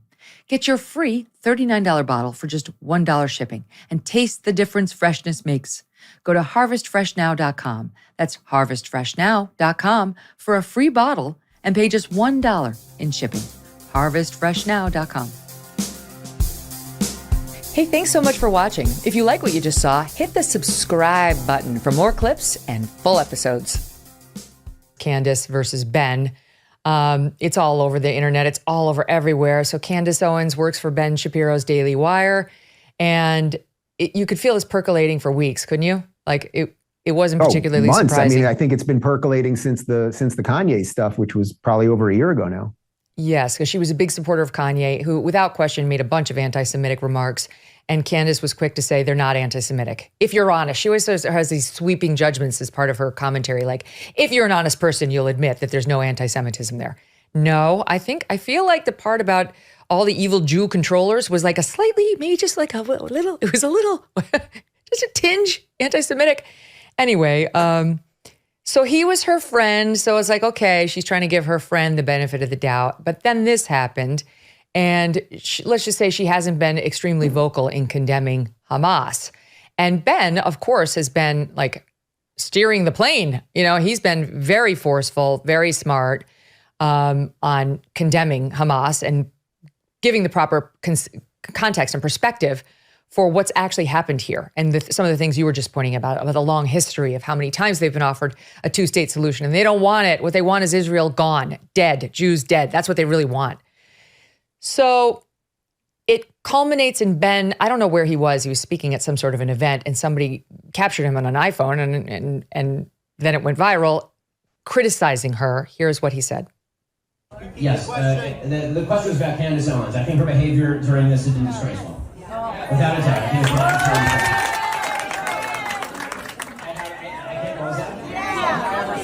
yeah, I mean, she still works for my company. I think she's been absolutely disgraceful. I think that her faux sophistication on these particular issues has been ridiculous. It's not faux sophistication, it's ridiculous. Everybody can see the moves that she's making and the things that she's saying, and I find them disreputable. Okay, so he definitely took a shot at her, no question, as she's been disgraceful and that she has faux sophistication that she's using here that is not well-founded. And then she struck back on Twitter by posting a Bible verse about persecution and how you cannot serve two masters, you cannot serve both God and money. And then Ben responded by saying something to the effect of, if you don't like your job at the Daily Wire, or if you think God requires you to leave your job at the Daily Wire, you can quit. And then she posts on Twitter, Christ is king. So it's like, okay, that's definitely not, as we discussed, what Jewish people like Ben believe. I don't think he was questioning her religious beliefs, right? I think he understood she was claiming to be persecuted and suggesting maybe that Ben had chosen money over God. I don't know, to be honest. I don't really understand her tweet. I think it's fairly obvious that that's kind of what she was doing here. Listen, I want to be very. So then, but let me just give the end of it. So then she posted that Christ is king. Ben didn't say anything in response. And then she went on with Tucker. And he asked her about, I believe he extended the invitation in the midst of all this, to sort of capitalize on the buzz around it. She went on and she commented further. And then I'll get to that soundbite in 1 second. So I'll let you take it now. Go ahead. Well, just to clarify one thing, I'm actually not sure when that Tucker thing had been taped. So I don't know if it was already because it aired like 2 hours after this Twitter exchange. But he asked her about the controversy. I mean, they talked about the controversy. Like she had definitely seen Ben's videotape attacking her. Right. So I guess it sort of happened at the same time. It may sort of be a moot point. I just want to say before we talk about this fully that the same thing that I said on my show yesterday when I addressed this, look, I am friends with both of these people, or at least have been friends with both of these people. I was at Candace's wedding. I was the one that sort of put her on a big show for the first time when she was known as Red Pill Black. She was a little YouTuber and I put her on my show. I didn't even know her name till she sat in the chair in front of me back in 2017. Ben and I, when I was waking up to a lot of the leftist stuff, Ben, I interviewed in 2016. We've all kind of grown out of this together. We've shared meals. Candace was at my house helping us pick out baby strollers just a year and a half ago. So all of that being said, I think Candace's reaction to October 7th has been very disappointing. She basically said something to the effect of, I'm not an expert in these things. We don't have to comment on everything. Except she's in the business of commenting on everything, and she does comment on everything, but she's had a couple moments related to things with Jews where she seems unable to comment. So people can glean into that what they want. I'm really trying to be as measured here as possible. I think the bigger problem that they're having is that Candace wants a glorious exit. And nothing would be better than if the Jew fired her so that she can go launch a new media company, maybe with Tucker. I don't know exactly. But Ben sat on this for a long time. Ben's been getting hit from people on his side saying, oh, you let someone who works for you. And I don't know that Ben fully runs operations there anymore, but he's the face of the Daily Wire. You let this person continue to work there after the craziness with Kanye and everything else. So Ben is getting hit on both sides, right? He's getting hit on the Candace side of things. And then he's also getting hit from his base saying, oh, we told you, like, what did you think was going to happen here? So it's very sad for me personally, because you know what it's like, Megyn. You meet all these people in this, you become friends with people, you break bread with people. And this is the last thing the right needs right now. It's the last thing we need spiritually and religiously for the reasons you just said, but it's the last thing we need politically and culturally if we're going to fix what the problem is. There is a much bigger problem related to what the woke have done and what has happened to the Democrat Party and the collapse of our institutions and everything else. Ben and Candace, for all their differences and for whatever their blind spots might be and whatever we can criticize them on, I'm pretty sure that they still want to live in the same country. I'm pretty sure. I can't speak for either one of them. I think I want to live in the same country as people like both of them. And that is going to be the challenge for people like you and I, Megyn, because it's like too many of us are about to just dive off either side. And I think for those of us that want to hold this thing together and realize what the real problem is, it's going to be very, very complex. She called him emotionally unhinged. And that for me was, I mean, Ben was in Israel when the terror attack was launched. You know, he had been there and with his family, and he has deep connections and ties. I think he owns a home there. Obviously, he's a very openly Orthodox Jewish American who's like kind of the face of Judaism for many people here. He's been under death threat after death threat because of that, from the alt-right and from the lunatic left, who are anti-Semites, as we are very clearly seeing. So I don't think there's been anything even close to emotionally unhinged about Ben's reaction. Nothing. I listen to his show all the time. I was more emotional about what happened on 10/7 on my show. I don't know how than he was. I don't know how Ben got through those first few episodes. I listen to him, sending him texts like, I don't get how you're doing it. And that's a reaction we've heard from a few people like, my God, people are so emotional. They're overly emotional about 10/7. It's like, yeah, we tend to get emotional when babies get burned in ovens. Like, I'm kind of shocked at the loss of like understanding of how depraved this was. Well, it was not only the depravity, but the fact that the Hamas fighters intentionally filmed it, and that we have seen videos of everyone's seen them at this point, people's heads being chopped off, and now they know they baked babies alive, and threw grenades into bomb shelters and people's body parts all over the place and everything else.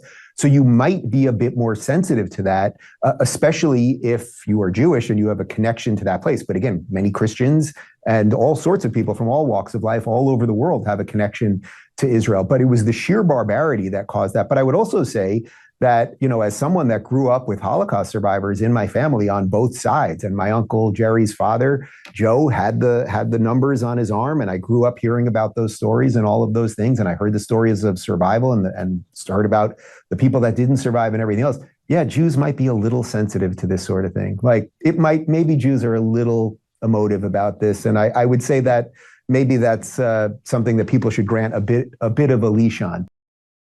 Guess what costs Americans about $11 billion a year? The flu season, which is right now. Kids get sick and they miss school. Parents miss work and then get sick too. And now you can add in COVID variant whatever to the mix. That's why I want to tell you about EnviroCleanse, the new science in home air purification. EnviroCleanse says it will capture and destroy flu and COVID viruses from your home, plus bacteria, toxins, mold, and allergens. EnviroCleanse technology is so powerful, it was chosen to purify the air systems on board Navy ships and subs. EnviroCleanse helps keep our servicemen and women healthier. And EnviroCleanse is the only home air purifier that promises you and your family better health by helping clear your home of cold, flu, and COVID viruses. Also, I got you a 10% discount to get one. Go to ekpure.com, ekpure.com, use promo code Megyn. Promo code Megyn at ekpure.com. Hey, thanks so much for watching. If you like what you just saw, hit the subscribe button for more clips and full episodes. But what about the co-pilot under this theory? Well, now you're bringing that up. So yes, it's inconceivable that the co-pilot was involved in this. He was a young man. He was getting married. He was 24 years old. 27 years old, Farik Hamid. He was riding high because to be co-pilot, a first officer on a Boeing 777 in Malaysia is a really big deal in society. So he was just riding as high as you can ride almost in Malaysia. And he was about to get married and all this. He was not political. He was not religious. There was no motive conceivable for this guy. We know he was not involved in this. So we know that he had to be eliminated one way or another. Now, the obvious one is that the captain locked him out. We've seen this before in the German wings accident in Europe. The co-pilot locked the captain out when he went to the toilet. When we've seen variations of the lockout theme, where you get yourself alone in the cabin and then you crash the airplane, if that's your desire. I don't know how long we can go on this, but after I wrote this piece, a man approached me, a man I've known for a long time. I guess I should not name him, but he's one of the preeminent human factors accident investigators in the world, and very well known and very respected, and had a private conversation with me. And he said that he was doing studies on voice analysis of the radio transmissions. Now, remember, the cockpit voice recorder was never found. So all they had to go on for human factors with voice were the radio transmissions. I had noticed, and I wrote about the fact that the captain, he was handling the radios, and the co-pilot was handling the flying of the airplane or managing the co-pilot, the autopilot, and totally normal on departure from Kuala Lumpur. That the captain's, Zahari, his radio transmissions were weird. He was making unnecessary, unusual radio transmissions. I noticed it. From the transcripts. I never heard them, but from the transcripts, you could tell. Why do you do that? This is reporting level when he shouldn't have reported level, reporting level again when there was no reason. He hadn't changed his altitude. He was just, and blowing the final response where he should have read back a frequency and didn't do it. Why? I made a note of that and didn't have an answer when I wrote the piece. This highly respected man approached me a little bit later, and he had been associated with the investigation in Kuala Lumpur. And he said that he and a partner had been doing studies for years about measuring stress in people's voices, and largely with either cockpit voice recorders or with radio transmissions. And I'm going to get this wrong, so don't quote me on this. But what he said to me, and I have every reason to believe him, a very, very sober guy, is that they have found that as people's stress goes up in airplane accidents and also in certain shipping accidents, that you can measure changes in the timbre, I think is the word, the tone of the voice. It gets higher, okay, as the stress goes up. And also that the language becomes more and more confused. So the first level is normal, say baseline, normal radio transmission. The second level, it's getting a little bit higher. Let's call that level 2.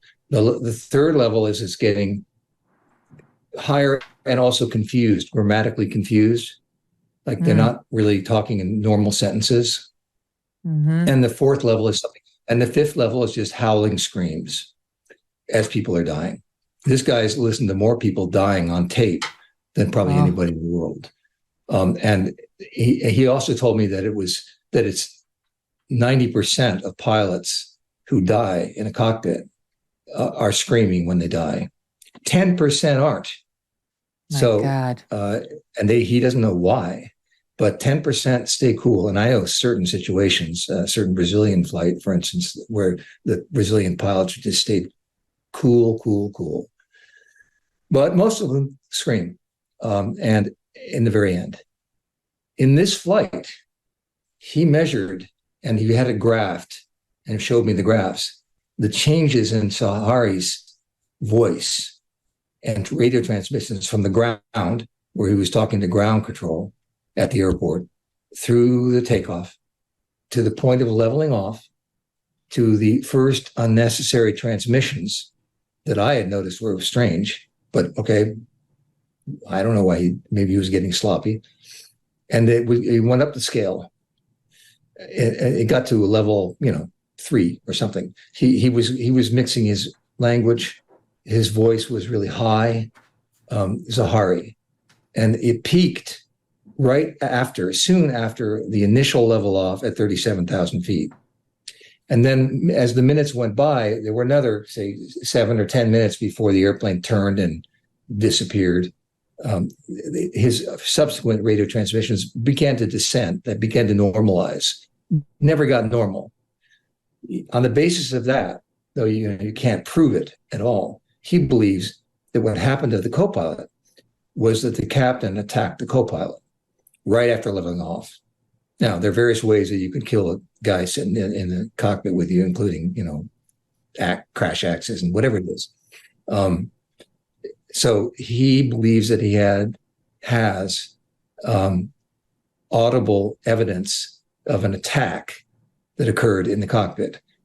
I don't know if that's true. He doesn't know if that's true. He's a sober guy. I'm a sober guy. So it's interesting. It does make sense. We don't know exactly what happened to the first officer, the co-pilot, but we do know he wasn't up there sucking his thumb when the other guy was flying for 7 hours like that. I mean, He was incapacitated too. Did the captain send him back to the bathroom? Did he go back by himself? That would be unusual because they had just taken off from Kuala Lumpur and they hadn't been in the air very long. And get locked out by the captain? Was it a lockout? We don't know. But if he was away from the cockpit, he wouldn't have had pressure oxygen. He would have been, just like the passengers and the flight attendants, susceptible to depressurization. We don't know. All he needed to do was come up with some excuse to get him out of the cockpit, and then he would have been just like the other passengers. Can I just clarify something, William? Did you say that this gentleman picked up on radio transmissions that happened after they signed off, Malaysia Flight 370, good night? No. They happened after that? No, before. Okay. That good night, that was the last radio transmission. These are radio transmissions that started on the ground, call that baseline, normal, and ended with the final sign-off.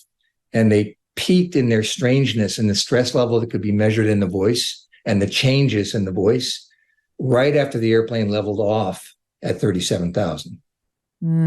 Wow. So he could have, it's possible under this theory that he could have killed the co-pilot before he even signed off with air traffic control. Well, yeah, I'm not tabloid. I don't think you are either. And so, we veer too easily into the tabloid territory here.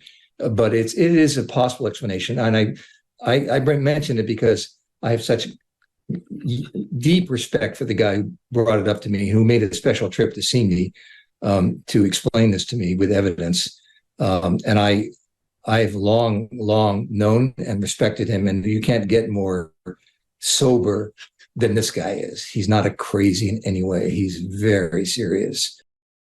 Did you know that there is one phase of sleep that almost everyone fails to get enough of? And this one phase of sleep is responsible for most of your body's daily rejuvenation, repair, controlling hunger and weight loss hormones, and boosting energy? I'm talking about deep sleep. Why don't most people get enough of this one most important phase of sleep?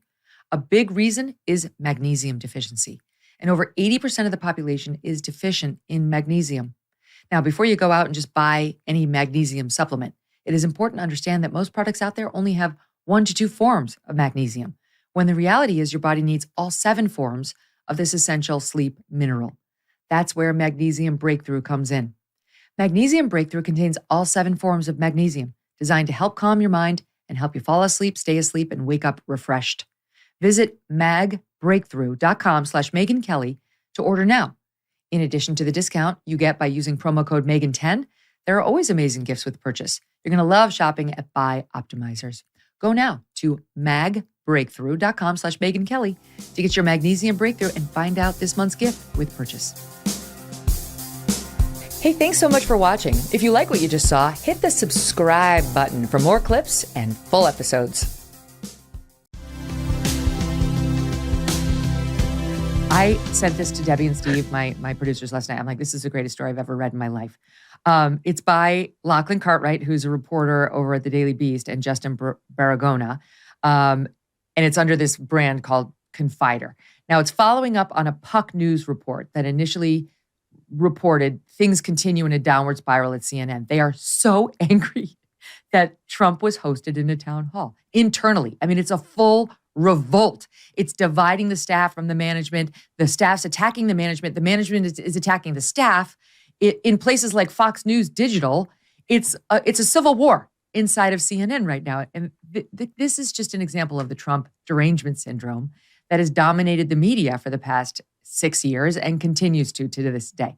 All right, so I'm going to get into all of it, but let me just set it up with this, with the lamentation of their, best known news anchor, I think it's fair to say, Anderson Cooper, the day after the Trump town hall last week, which I haven't yet played for the audience. Maybe they've seen it elsewhere, but you got to get a feel for how sad and disturbed the CNN talent and many, many others inside the building are that Trump was given this forum. Listen.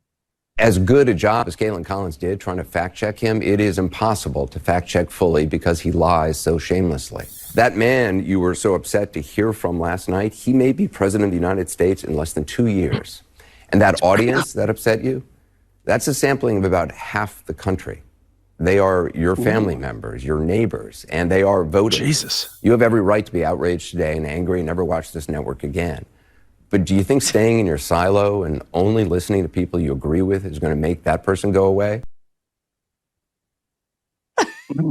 I mean, at least he kept the tears from rolling down his cheeks, because that would have been a little bit too strong. Well, he's kind of right about that last bit, though, isn't he? He is, yeah. Saying, like, you got to deal with this. You can't be like, it is really amazing what he says. Those people in the audience, those are real humans. I am Gloria Vanderbilt's son, and now that's a special thing. That was really amazing, but I do appreciate all of this, and we talked about it on the Fifth Column, this incredible thing coming from inside a news organization with a man who is going to cinch the nomination for the Republican Party for the next election should not be, quote unquote, platformed. Are you joking with me? Right. It's unbelievable. Here's how I'm going to revise his talking points for him. Dear CNN audience, grow up. Grow up. It's called news. Sorry. Okay, bye. That's it. I mean, the struggle session on the air live, Camille, like, oh, you have every right to be angry and to never watch the channel again. Like, who are they kidding? Either do news or don't, but don't apologize for doing the news. I mean, the presumption is very clear that the people who watch his show couldn't possibly vote for Donald Trump. Like they're aware of that. So any pretense that what they are doing is decidedly objective, and not that one can be completely objective, but that it is decidedly objective and it's just the facts, and that is what they're doing. Should obviously be pushed aside in favor of this rather indirect but very clear admission that what we've been doing for a very long time is producing a newscast that the only sort of people who would actually watch it are the kind of people who would be outraged by the very visage of Donald Trump on the screen and the sound of his voice. If you are outraged by Donald Trump, even if you're someone who dislikes him, by just him appearing and being cross-examined by someone who didn't do the best possible job imaginable, I know there's some disagreement about that Moynihan, that is really distressing. You're an adult human outraged by the fact that the man is on television ever. I think that's preposterous. And Anderson did eventually arrive at what sounded like the right idea, that people shouldn't be siloing themselves. But it's also the case that anyone who's been watching your program apparently has been siloing themselves. So it's nice that you're no longer doing that, but that's what you did before. He had to acknowledge their pain first. You understand? Like they're all feeling it. This is obviously hugely distressing to hear him again and have him back again. We get it. We feel you. I mean, so much for the new, more fair and balanced CNN. All right. Because that's the way forward is not we fucking hate him as much as you do, but we've got to put him on because he's running. Like that is not the way to win back the missing GOPers that they drove away during the GOP or the Trump years. So, all right. So that what he said shows to some extent what's happening inside the building at CNN, and it's ongoing. Puck News, Dylan Byers, who used to, I think he was inside CNN, then he went inside NBC, and now he works for Puck News, has an article up saying that he summoned their new Brian Stelter, a guy named Oliver Darcy, up to his office. Chris Licht is the new boss over at CNN. He's the new Jeff Zucker. And he was very unhappy with the way his internal reporter, media reporter, Oliver Darcy, shown here on the left, covered the fallout within the building after this town hall, reports Dylan Byers. Oliver Darcy's newsletter caught Chris Licht's attention. Chris Licht summoned him and told him, "You are too emotional in covering this." What did Oliver Darcy write? Quote, "It's hard to see how America was served by the spectacle of lies that aired on CNN Wednesday evening." He reported that his boss, Chris Licht, was now facing a fury of criticism, both internally and externally, and went on to write how Licht and other CNN executives that address the criticism in the coming days and weeks will be crucial. So he gets summoned up to the boss's office, and the meeting, quote, put the fear of God into Oliver Darcy, who was left visibly shaken, per Puck News. According to Semaphore, a different news organization, in the aftermath of the meeting coverage, Darcy has wondered to colleagues whether he should resign or if he will be fired. All right, so that was interesting enough. But then let me get you to the real good stuff, okay? This is from, as I point out, Daily Beast, Lachlan Cartwright, and Justin Baragona. CNN's boss, Chris Licht's extreme sensitivity to any negative press, coverage of his reign, and his resulting attempt to intimidate the network's top media reporter in the wake of the disastrous Trump town hall has greatly alarmed staffers. So here's what happened, according to this report. Chris Licht didn't like the Oliver Darcy reporting. Chris Licht apparently got somebody to go speak with Fox News Digital and say that, hold on, I'll get it. Stand by. CNN staffers were appalled by Oliver Darcy's report. And then the CNN staffers revolted, saying, F you, Chris Licht. Oliver Darcy's not the problem. You, platformer, you are the problem for turning CNN into a forum in which Donald Trump took over and got his message out uninterrupted, basically, well, interrupted, but unimpeded to the American people. So they talked about the Puck reporting. They go on to say that after that, a CNN executive tells Confider that the people inside the building were very bothered by what they did with Fox News Digital, this attempt to smear Oliver Darcy.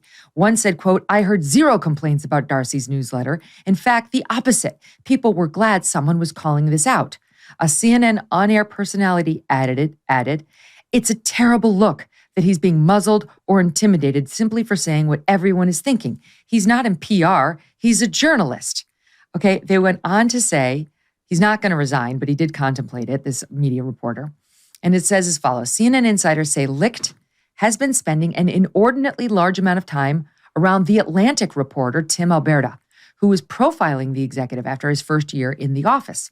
Alberta was in the audience for the Trump town hall, which was described to Confider as, quote, our Chernobyl by one CNN staffer as network spin doctors work overtime hoping to generate a glowing profile of the boss. All of this happens as the network falls to fourth place in cable news primetime ratings on Friday night, just 2 days after the Trump town hall, falling behind Newsmax. Then Oliver Darcy late last night puts out his own reliable sources newsletter. That's the thing Stelter used to do. And points out that CNN averaged 335,000 in the overall on Friday night. My God, I would have been embarrassed to get that in the demo most nights on the Kelly File, which is the smaller, the younger audience. The overall, it should be above 1 million. It was 335,000.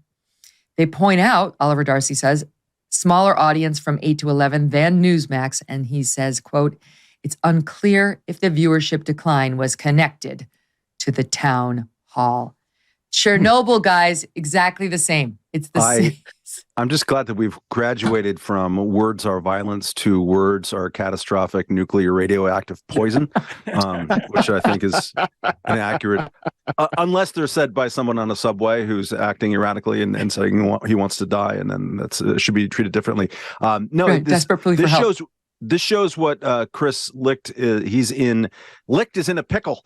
Megyn, because he's trying to change a news organization that has already changed beyond recognition. I mean, just think in terms of Anderson Cooper. Anderson Cooper, I mean, he was on my short list of people, as were you, Megyn, and I'm not saying this to butter you up. I'd said this in other fora and even got criticized for it on the Bill Maher program.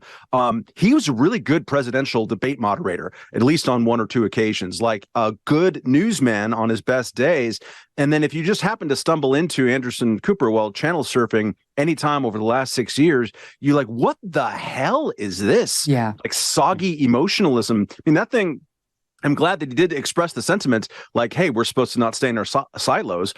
But he was breaking up. He was crying, talking about it, and it felt like a hostage note. Like, this is the conditions under which he has to still work. CNN, I used to, when I first started doing cable news as a guest back around 2007 and 8, I first noticed this at Fox and would try to sort of struggle against it. There was a sense of the first person plural, of the we, the assumed kind of political sense of things. Not in every place, and certainly not on Red Eye, where I went the most, but in many places. And like, it was just sort of strange for me with my news background.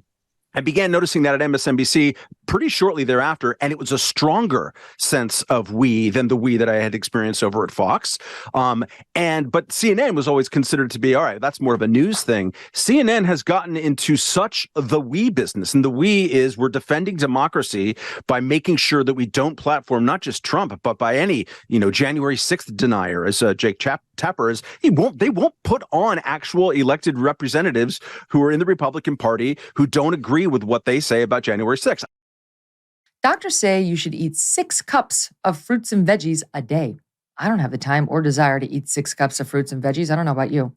But according to a massive study, people who eat healthy live longer, have less heart disease, less diabetes, and less cancer. That is why I want to tell you about Field of Greens.